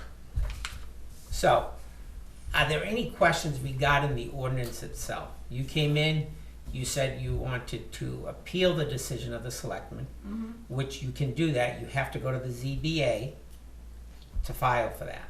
The ZBA is the zoning board that hears appeals. They said I had to come here because it was an administrative decision on your part that, So, we went there because that's where we were told we should be. Correct. We were also told that somebody from the select board would be there, so we kind of killed two birds with one stone, but no show. Well, I'm gonna tell you this, okay? I'm the selectman that's on the zoning board. That's the first meeting I probably missed in 10 years. Doesn't help me. Okay, doesn't help. I'm sorry. But you can come back to the next meeting and I will be there. Well, I'm, now I go back to the same board that I And was you would already need, there. Okay, okay, just say, I clearly process explained to is- you because I want you to know when you leave here tonight what that process is. that's. you have a copy? Okay? It's in the zoning ordinance, which is Where do I available find that? online. It's on the town's website. You can get a copy of it from there. The zoning board hears appeals of administrative decisions. The board voted previously that yes, if this is in violation, they need to get the special exception. Let me go through the process so you can Okay. clearly understand. My understanding is you went to the ZBA. I don't know what happened there. But if you didn't submit an application for the special exception, as the board had the town administrator at the time send you the letter to explain to you which ordinance you were in violation for. And now you want to appeal the decision of the selectmen, you have to go back to the ZBA, fill out a form to file for an appeal of a decision. They will hear that hearing. Then whatever decision comes out of that board, you can, if they say the selectmen erred, you don't need it. If they say no and they uphold our decision, then you would need to continue with the application for the special exception. Okay, I would also like to know where in the selectmen's meeting minutes this was ever discussed. If it's not in the meeting minutes, as I clarified to you at the beginning of this meeting, But that does not make sense to me. If it's such a big deal, it should be in those minutes. It was a very, the evening that it happened, it was in the paper. We noticed that you were running the retail. It was mentioned to the town administrator at the time. Can you just see if they had filed an exception with the ZBA? Said yes. If not, if there is not an exception, we need a letter drafted that they need to go before the ZBA. And there was a vote of the selectmen to do that? You don't need a vote of the selectmen to do that. It was a mention to the town administrator to get this taken care of. We don't vote on something that is, we don't have to vote on finding out if someone's not following the rules. Okay, so it was so minor, it didn't even go in your minutes meeting. okay, we've given you almost 40 minutes here. I understand that. Okay, I understand we that. discussed what the issue was. Do you have any other questions regarding what the process is or what the procedures are? No, but I hope you discuss the same things with all the other agricultural people out there that are selling products. As they come to our attention, we will.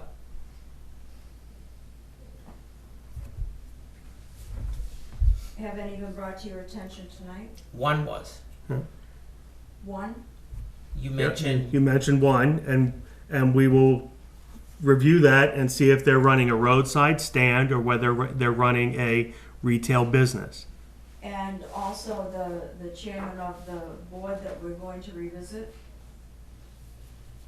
Yep, yes. So I'm almost 100% positive they do not have a retail establishment. well, let me ask you this. If I stop by the house, say I'd like some chicken parts, and I get the chicken parts, they get the cash, they go to the freezer, that's a retail transaction, that doesn't count? One of the things that's allowed in a rural district is roadside stands. Businesses are not allowed. So it depends on, do you want your raw chicken parts sitting out on the edge of the road? So there, again, we will have to look into it and see what's happening. But one is a retail business, and one, something that is an exception, something that's not an exception is a roadside stand. So we would have to see what is happening and how it's being handled. You know, it's the equivalent of someone selling eggs on the side of the road. That is a retail transaction. That is not a retail store. And can you, just one other question, please explain to me why ours is not an indoor farm stand? It's not a roadside stand. It doesn't have to be a roadside stand. Actually, according to the zoning board's there are regulations- indoor roadside stands. You don't have a roadside stand. Let's, Can't. let, I can't have a roadside right, stand. you have a retail shop, okay? You do. You've acknowledged it, we've acknowledged it. I know you don't want to have to file for the special exception, but that's the ordinance. I don't mind filing for the special exception. My concern is paying the money, and I will file for that waiver. Well, you Okay. can, but I'll be honest with you, and I know Selectman Hamel raised that to you, but as a member of that board, okay, we've been asked in the past, you know, will you waive the fee? And it's not a fee that the town is collecting to put into our fund. The only fees you pay are the mailing fees to notify the abutters. And $100. The mailing fees to notify the abutters, or the mailing fees for the notice in the paper. Because those are requirements. These aren't things that we say, oh, let's do it or not do it. Anytime there's a special exception or a variance to our ordinance, we, by statute, have to notify the abutters. And why do we have to pay the $50 then? I understand paying to send them the information. Okay? Why is the $50 paid? For two different things? Was it, did we have to pay 50 for something and 50 for something else, and then $7 and something for everybody that it's sent to? Right, I think the $7 and something is for the certified mailings. Yes, yeah, Uh, I understand that. How do you define an abutter? Anybody that touches your property line. You what- look at the tax map. No, we know. Okay, Lori went over all of it. okay, yeah. But I don't understand, what is the $50 for? Off the top of my head, I can't answer that That sounds question like for the you. application fee. Is it? Maybe, What is it? The application fee? okay, that's an application fee. That would be money going to the town? That you could ask for a waiver on. Okay, They, okay. Anything? and please understand, you can ask for it, but you should have substantiation of why you're asking for it. Because I'm just on Social Security. But that, okay, I'm just saying, don't just ask for a waiver, have a reason why. Okay. All right. All right? Yes, I would just like to give you each one of these so that you can learn more about alpacas. And there's a letter enclosed that has some of our other reasonings. I'd appreciate it if you'd read it. I will. Thank you. Would you like one? And could you tell me when the next meeting is that I need to go to for the zoning? The ZBA meets the first Thursday of each month, so their next meeting would be, it won't be July 4th. Is that July 11th? Would that be the meeting they told me? Did they tell you July 11th? I think so. They may have at that meeting found out July 4th was on And I think that they Thursday, and told they me, probably rescheduled it. could I write that down? So it will be 7/11. And should I call Lori and ask to be put on their agenda? Yes. Okay. So I'll know the time. She gave you the application form too.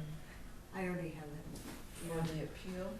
Yeah, Okay. because at that board meeting I went to, they told me I had to appeal here because it was a select board decision.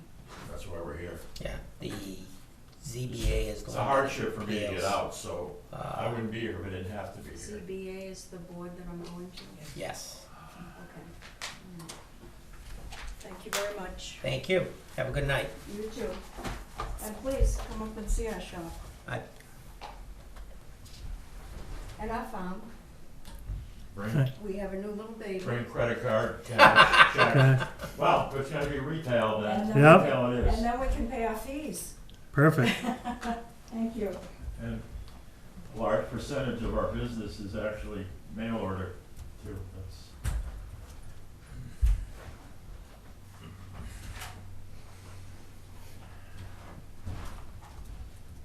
It really is a nice place. Great for the kids.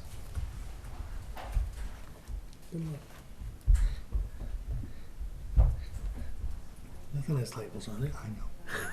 I know. I've been there. I love alpacas, except when they spit.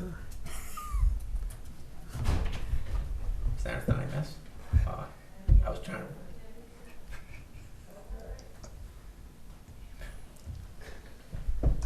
It's all made of alpaca, pima cotton, nylon, and lycra. It's made in Peru. It's all made from their stuff. Oh. I was Peru, Indiana, I think. Yeah, knew it was somewhere close. What's that? He says Peru, Indiana.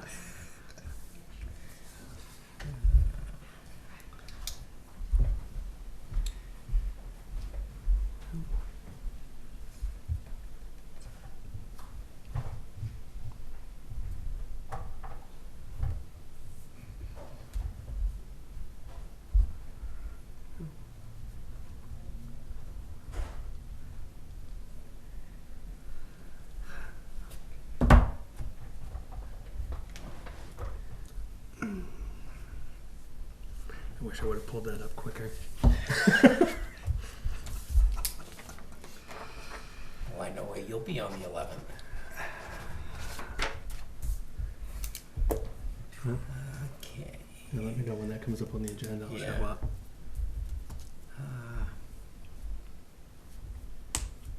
Credit card policy we were through with. Okay. Lease renewal, intent to cut street lights. Before we go into non-public, I'd like to, first of all, try and loop back around and get a summary of last week's meeting. Can I do a quicker one before we get to that? Sure.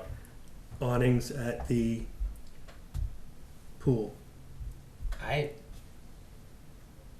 told Joanne the other day afterwards, the reason for my email was we cannot No, make I decisions. And no, that's I why understand says, that. you know, Yep. that's discussions as selectmen. But it's not even something we need to discuss. If she's in charge of the pool, if it's within her budget, Well, the thing is, it's not, because none of that was in the budget. That's the problem, is we wrote the budget right? based on what our knowledge of what we knew. Mhm. Well, this is a $500-something awning that was broken last year that no one told us about. So we didn't budget for it. Yeah. She has found a suitable replacement Yeah. for about $60. Mhm. She would like to do the one that needs to be there over, I think, off the pool house. Mhm. And she'd like to do one more, only because that way not everyone's crowded against the pool house on sunny Okay, days. but is this awning being used by the swim team? I have no idea. I'm assuming yes. Is this awning being used by the kids that are being, So she can purchase it from her revolving fund. Okay, that's all I need to know. I'm She's asking me where know. it comes from, and I don't, and we've talked about what should be used for evolving, And- what should not be used for And my other evolving. question is, what is in the pool budget? You say we created. Yes, I agree with you, we did. Can I tell you off the top of my head what the line items were? I can't. No, but I know we didn't budget for replacement awnings, For so. $60 awning, I would think somewhere around miscellaneous supplies, Okay. it would Okay. fall. But if it doesn't, No, we'll the send. funds generated on that revolving from what they earn by the swim lessons can certainly be used to cover that. Okay.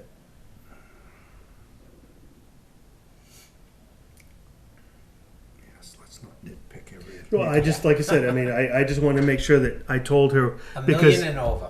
yeah, well, it's one of the, because what's going to happen, she's going to submit it, not knowing where to submit it to, and then who knows where it's going to end up.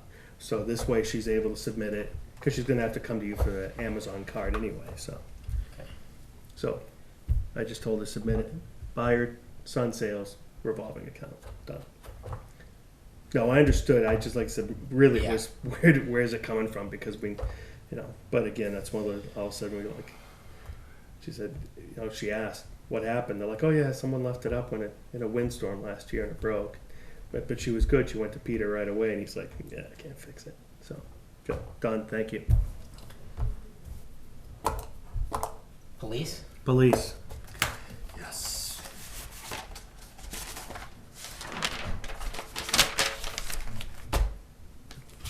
Did you type those up? Not yet. I got 32 of them. Actually, it's not 30. Some of them are just comments. We can briefly go through it. Yeah. Okay. Yeah. First comment. We heard about it on the ballot. You know, there was the ballot, the website, but there was no info given to it to anyone about the safety complex. Everything was, the only information we had was about the police complex. We had no plans, no drawings, no costs or anything on when we sent out the ballot or when the questionnaire, not the, you know, so nothing was there. So that was it. Grant funding was a second piece, and Tim Merlino did stand up and talk about that DHS can help, you know, he's looking into that as far as the police part, but then you have to get into, I think, USDA if you then look at fire. USDA is what I had brought up. Right, that's what you brought up, but Tim Merlino said that Department of Homeland Security is the one that we can look towards for the police station. Mm-hmm. If we then go to adding the fire department at another point, Homeland Security does not cover fire departments, Mhm. so at that point we would be looking at USDA. But the USDA will not cover the town Right, but so because we're above the mean. he's, Okay. so he's looking at other things. But he was just saying where you said USDA doesn't cover. He says we have other options. DHS can help us, Okay. and he has been speaking with someone about that. Okay. The third comment was, do we have any property we're able to sell off to help offset these costs? And of course, that, you know, that's, we brought up that would be a warrant article, but it could be worded as going into some sort of fund, which we also talked, which was another thing about, could we start a capital reserve? That was further along. But any steps being taken to fix issues at the building, and that's where we said we really can't, it's not our building. They then asked that what is the rent revenue that we're getting on building 2, and we came up with the right surplus number, 700, but he says it's Roger said it's like, instead of 1,100 and 1,800, it's 1,000 and 1,700, but it still gives us $700. So I was corrected at the end of the meeting. What is the proposal cost for the full facility? They would like to have some sort of number. Meaning fire and Fire, police. police. If we built it as one at one time, what would the total cost be? Okay, so well, I want to just address that because somebody else had told me, it would be good to have that number. But do we find out what that cost is to bring it up during meetings for discussion, or is the intent to put forth a warrant article? I felt that I felt the consensus was get the police station there, knowing that at some point we want the police station built with the intent of it becoming a safety complex down the road. That it can accommodate it. But I think people would just like to have that number there. I think it would muddy the water, my personal opinion, but it was asked. So. Yeah, and I guess for the people that would want to know what the cost would be to do it, it's worth having the number, but from my perspective, I wouldn't put the warrant article. not for that, and I would not want it to have two warrant articles. No. Because it will just split it, and Yep. I don't think it would go either way. It begs the question though, how would we generate that number? I mean, It's not rocket science. no, but I mean, Yeah. it's based on the square footage of Right. the facility. Yeah. Do we have a number for the square footage of the fire portion of the facility? Well, you'd have to do it for fire and their ancillary space. Right. Yeah, I Yeah. just don't have a feel for what the number. Oh, I No, don't have one. no, I don't but- either. But like you said, if you had the police and their garage / Sally port, whatever, Yeah, then you would have to add whatever bays you need here, yeah, and then your fire department would go at the Yeah, other but- end. You know. you know, I'm just Right. asking. Oh yeah, square footage. you know. 8,000, 12,000. But I think, both numbers like you said, I have think been brought out. you've had access to. You said before to kind of get a general. Okay. Someone brought up, which I thought was great, the plan for the future, wants versus needs, and I think that's where we came across with. We have a need in the police station. We have a want for our fire department. Yeah. Mr. Earl stood up, said a couple things, but it really came down to the final piece, which is everyone keeps talking about building number 2. And he brought up the fact that there is no, for lack of a better word, I don't know, membrane between the ground and the concrete in that building. So he says no matter what you do, you have water coming into that building from the ground. He says he took core samples in there, and there's nothing that you could do to make that building waterproof as is. Well, something that people don't even realize is that's a concrete block building. Yeah, it was made for storage, wasn't it? I don't know what it was built for, but when you think of a concrete block, it's hollow in the middle. It's unreinforced in that building. So water will just migrate from one side to the other. You know, you can put your layers of paint on the outside to think you're going to slow it down. And the evidence is, one of you two guys recognized it the other day. I've seen it for months. Me, is yeah. that The the brick is brick's just peeling coming off the wall. That just, water gets back there, freezes it. Pushes it right off. Yeah. Yeah. But I don't know. It's one of those things we can say it till we're blue in the face. A lot of people obviously respect Mr. Somro. He's been in the concrete industry forever. When he says that he took core samples, he's done the research that everyone said was never done, and he got to stand up there and say he did it, and you can't waterproof that building. It was nice to finally hear someone who's done concrete his whole life say this is what it is. And I think that the consensus, I would say, is, other than maybe one person that I've heard to say, you know, reuse that building, mainly it's tear it down. Yeah, there's obviously there's a fringe part of it. Even on the, I think we had 7 or something. I mean, there were a couple on the thing that said, you know, renovate building On the on the surveys. yes, yeah. But I mean, it wasn't even a percentage, so. A lot of good support just in general for the police department in our first responders in general. Question, would building both now save us money? Did we ever have them on the ballot together in all the times? Obviously we said, you can't really guess what construction dollars are going to do in the future, but we've never really seen them go down. But so that was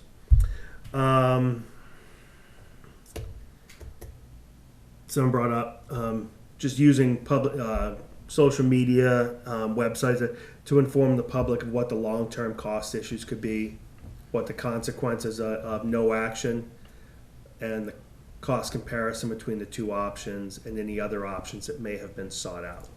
So just basically, comparing apples to apples across the board. That one there had me kind of, if it's the one I'm thinking about, is when somebody asked, when you look at the efficiency of a new building versus an existing building. If I recall, because of the way the current police facility heating system is set up, the heat is included in the rent, so that I'm not sure we'd be able to do a cost comparison. And the electric, I think we pay that. But I think in general you could also look at things, as far as the amount of fuel burnt in the wintertime on the vehicles, keep them running compared to being able to put them in a heated building. What's your cost savings compared to, because you don't have to heat that garage to 80, Right. It just doesn't have to be just above freezing. So I think there's ways to look at it. Just continue, keeping people aware of the inadequacy of the building we're in. And then we talked about that we thought we had done, specifically the chief had done a great job of addressing that, but it doesn't hurt to remind people again. Do we as selectmen have the authority to deem the building unsafe and spend money to make something happen? Do we have a contingency plan, a plan B, an emergency plan, whatever you want to call it? Communication plan with town voters on things that are going on, the meetings that, to continue. Can we use the school as distribution of information? Sending it home with kids. Facebook, church and church groups, any other sort of opportunity we have to get the word out. People just felt any and every avenue of information is a good one to use.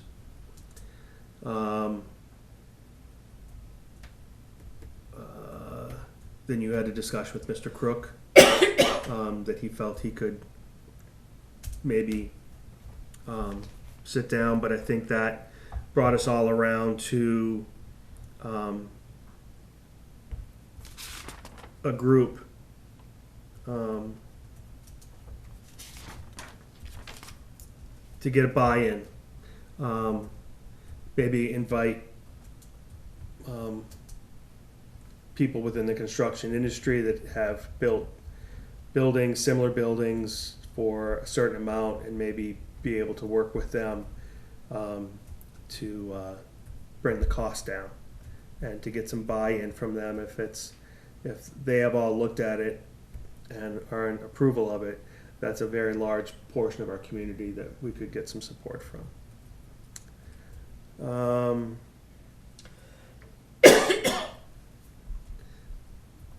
I did not get a chance. I meant to talk to Ron tonight to see if that video was ready to make sure that we got it out on every opportunity we have on the website, Facebook.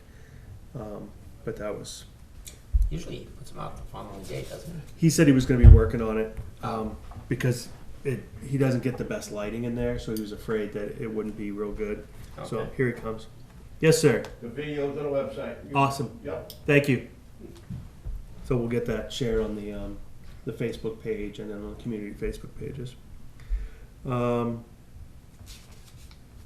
More ability to share the facility, both PD. So another piece of promoting the benefits of having that building there, so that you could do more public trainings,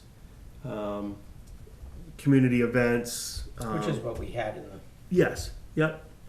But also more, especially if you have, where they said at the point when you have that joint building, the safety complex, and then it's easier for the fire, EMD, and police to do trainings as a group to themselves, within themselves, and then bring people in. So that was, which they said we had talked about, but the one woman brought up, are people clear about the location and very clear that we had no intention of throwing more money into building 2, but it was to take it down and start from scratch.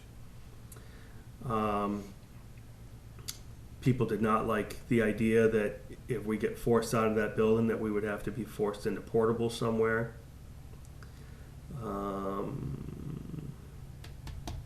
Then we got into a muddy conversation about developing the shed, the salt shed, and went weird, but I wrote it down. Then somebody brought up was that the thing about testing? testing the water. Well, just say, is that,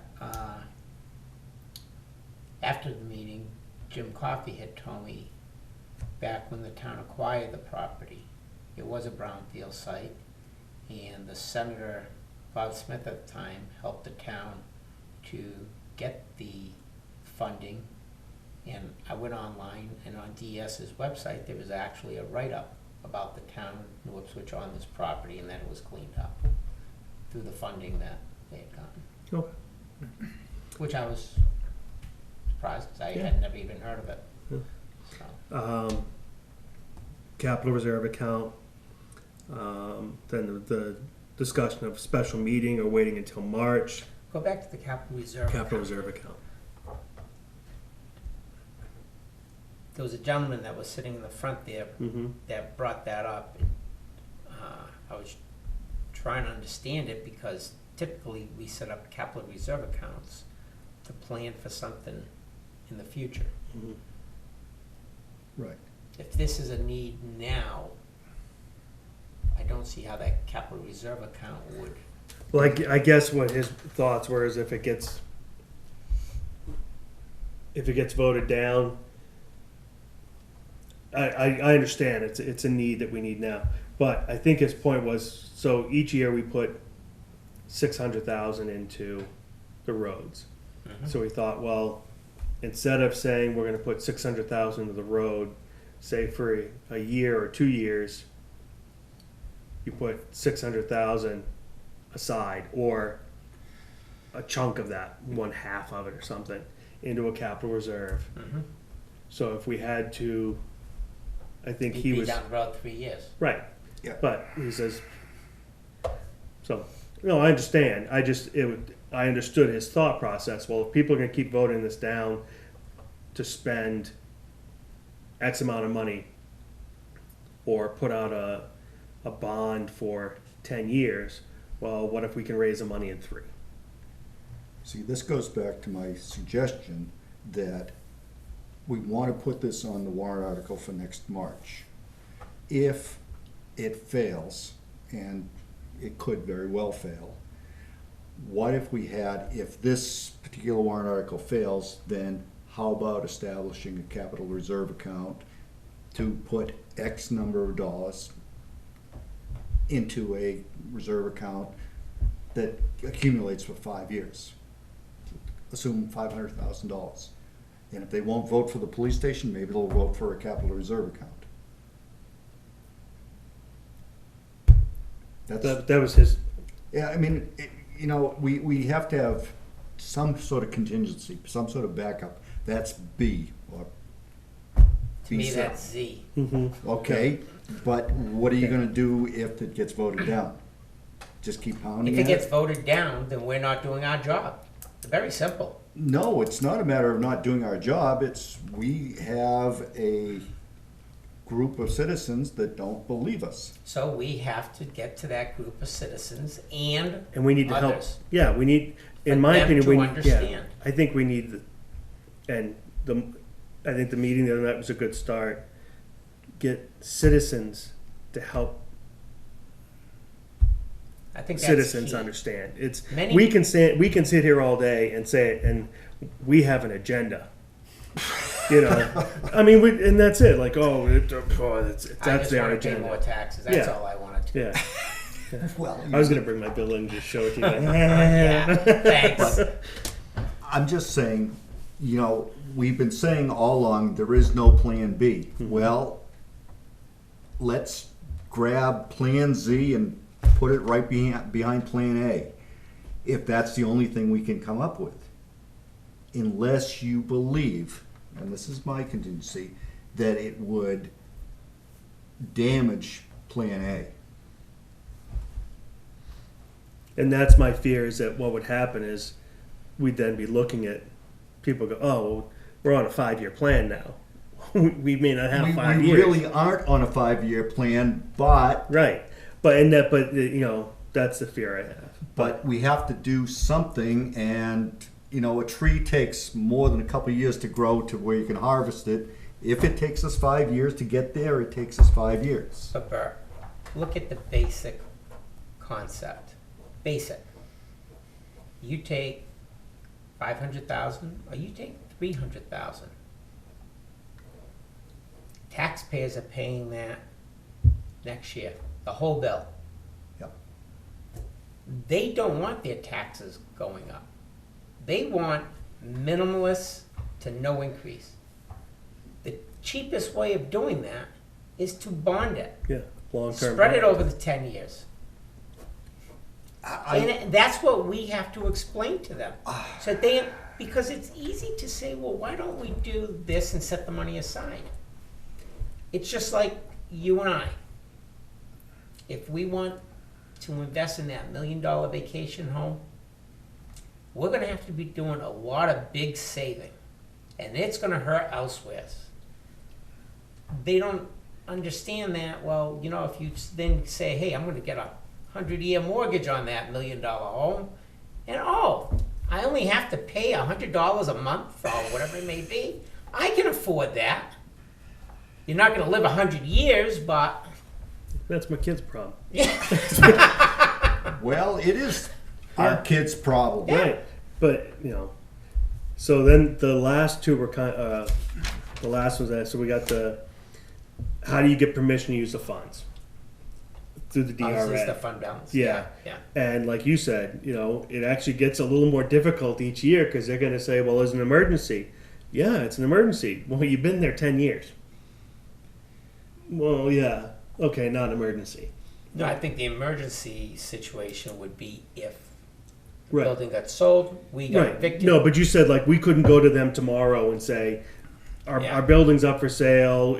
We have a bad facility. They gotta go. That's not an emergency because Yeah. you've been there 8 years. No, but if we can show that we've had this thing on the warrant multiple times and it keeps getting blown away by the residents, we say we have done our job to bring this to the attention of the residents.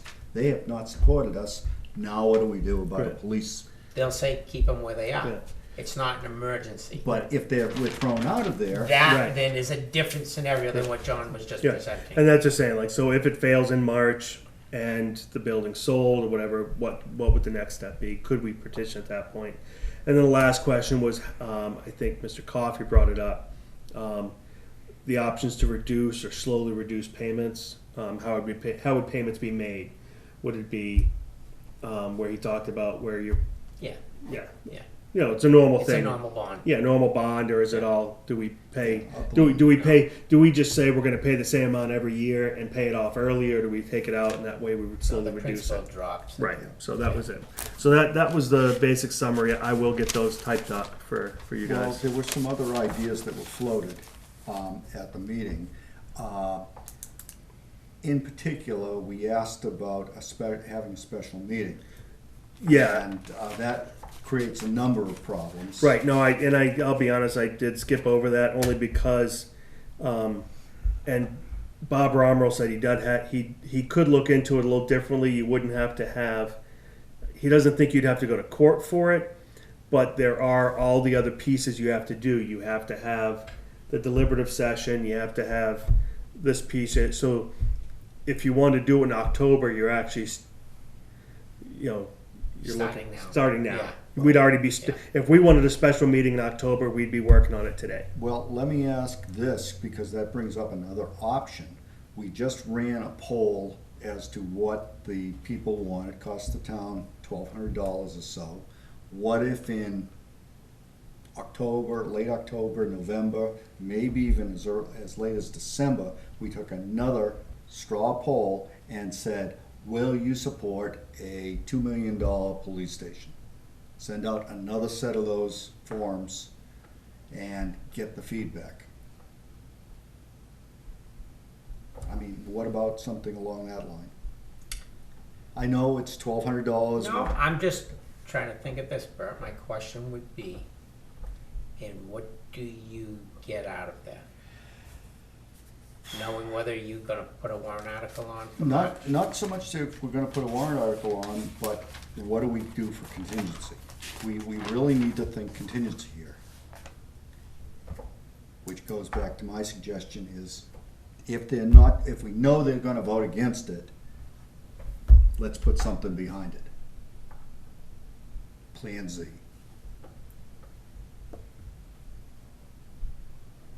Plan B would be find another location.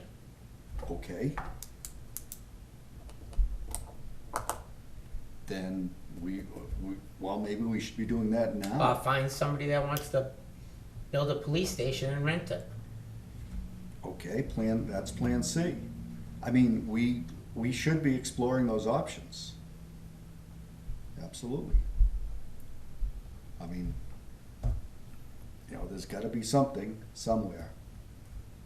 Somebody wants to build a Quonset hut somewhere. They're all options. Incredibly ugly. I'm just saying, we really need. What I wanted to do with this meeting is to review what it was and decide what is our next step, what are we going to do?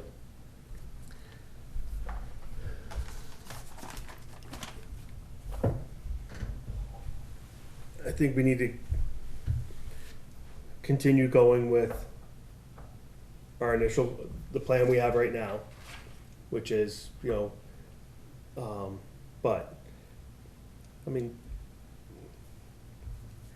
get those numbers, just so we have them for any, for the, You're talking the complex? yes. Yeah. Yep, the additional Yep. square footage. Yep. But continue to do this. I think we need to continue to get more information out. And plan on having another meeting very similar to the one we just had in the fall.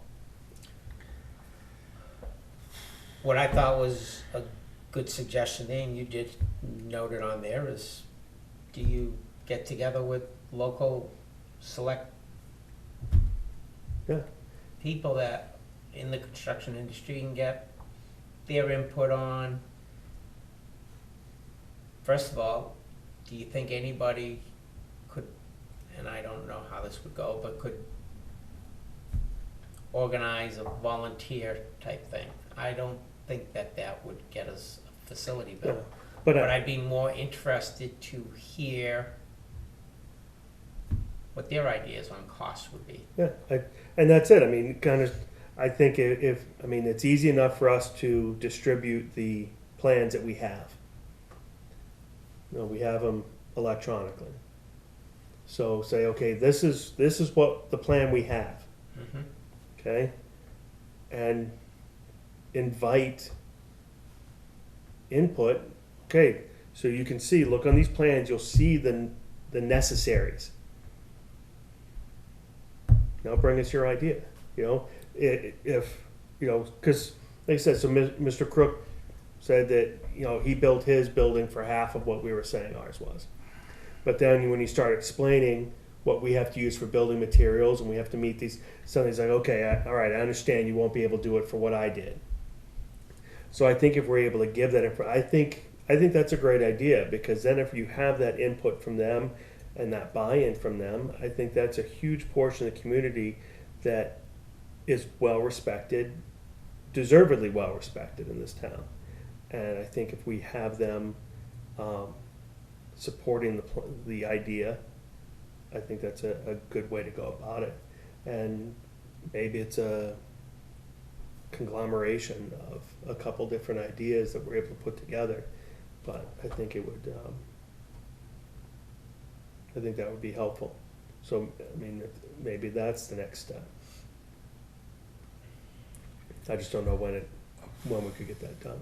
I wonder if we can get a hold of some plans of a police station that was just recently built, like there wasn't up in the interim, or what I mean, I know standard building costs, depending on houses, residentials, with the 2x6 framing and so forth.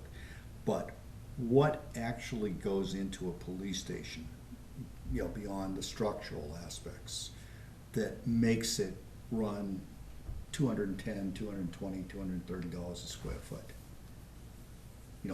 Why is it more than a residential house for $140 a square foot? What specifics kick that price up? And it's not just structural. There's got to be some other aspects, the security features, the bulletproof glass. Bert, if you just take them one step at a time, you go through Yeah. construction things, okay? Start with, it's got a sally port, okay? So that's gonna be constructed to withhold, but we're a belligerent person, okay? That they're not just going to walk out a door, okay? It's all controlled access, okay? You get controlled access, you get into wiring, you get into hardware, devices, Yeah. security, IT. Yeah. I haven't seen a house yet with a holding cell, but, well, maybe one I've heard about. They were a little kinky, right? Okay, 1, 2, 3, concrete bunks, masonry for the cells. Yeah, mhm. Immediate backup for steel, power. sand, Yeah, I mean, generators 6, expensive. 7. And it's gotta be immediate, because if you have a controlled access building, Yeah. that power needs to come back on Right, within. so you got automatic transfer gear. Yeah. Bullet resistant. Yeah, I know. And mainly it's at the entrance, public areas. Your finishes, you're not gonna have, you're gonna have things that can clean easily Yeah, because of. but what I'm saying But is. you go through it all. These are all cost, Bert. Right, those are things I recognize, and I understand those things. What I'm saying is, how do you disappear those necessaries to get that cost per square footage down? That's what you would ask contractors. I mean, How do do we, you I disappear mean, those? You don't disappear those. It's how do you minimize? incorporate them? Well, no, they have to be incorporated, Right. but how do you Is there a way to value engineer those? No. reduce the impact of those items? Right. So is there other ways you can do something else, whether it be some other part of the building that, okay, I think if I'm saying it wrong, let me know, Bert, but it's one of those things, if your wife tells you she wants granite countertops, well, that's great. She's getting them. Right. Right? Isn't that the right answer? That is always the right answer. Where, Until we bring in the laminate. yeah, where are you gonna find the cost savings to make sure that you have granite countertops? You buy cheap, Yeah. buy a cheap cabinet door. That thing you're replacing 5 years later. Yeah. So how much money did you save? I don't know. It cost you more. Because now you got to remove the granite countertop to replace the cabinet. And then she's not going to like that Yeah. granite countertop on that Well, cabinet. if you're replacing the door, just go ahead and replace the whole thing. Anyhow. So Is cost is something you can look at? Yes. Are you going to cut that cost in half? Good luck. Exactly. Right. If we could knock 10%, we would be extraordinarily fortunate. I mean, when you look at it, I budgeted $10,000, I think it was, for the utility company to relocate those poles. Are they gonna give me what that price is? No. Once we pay them, they'll tell us, okay, we'll let you know how we fare. Yep. Okay? We're gonna have to demo this building. can't build another building around it, there's costs. And those are the types of things that somebody may come and say, hey, you know, rather than that $50,000, I'll take it down for whatever, because I'm local. Those are the things that I'm saying could benefit, Maybe. okay? Yeah, like, I mean, you said it somewhat jokingly, but at the same point, maybe not. Is there any way to take some of that, process it, and use it? No, I was serious. Yeah. Yeah. So now, hey, guess what? Now there's fill on roads or gravel or whatever else. You know, You drop know? it down at the landfill, and when we process gravel, we throw in the concrete block. Yeah. Granted, we've got lumber in the roof, we've got glass, we've got Yeah. things that we just can't do, but, you Yeah. know, there's things that can be done. Yeah. But we may not be able to save it on the building. Maybe we can save it somewhere else. On the exterior Yeah. infrastructure. So, all right. Okay. I'm gonna do this because my wife got home from the hospital today. Okay. So. Can I just ask a question? So there's nothing set what you're gonna do? No. No. Okay. But I think the next step is to get Why that. don't we try and think of who we should try and reach out to? Okay. Okay. Sounds good. All right. Motion to go into non-public under RSA 91A3C, matters which if discussed in public would likely affect adversely the reputation of any person or persons. Second. All in favor?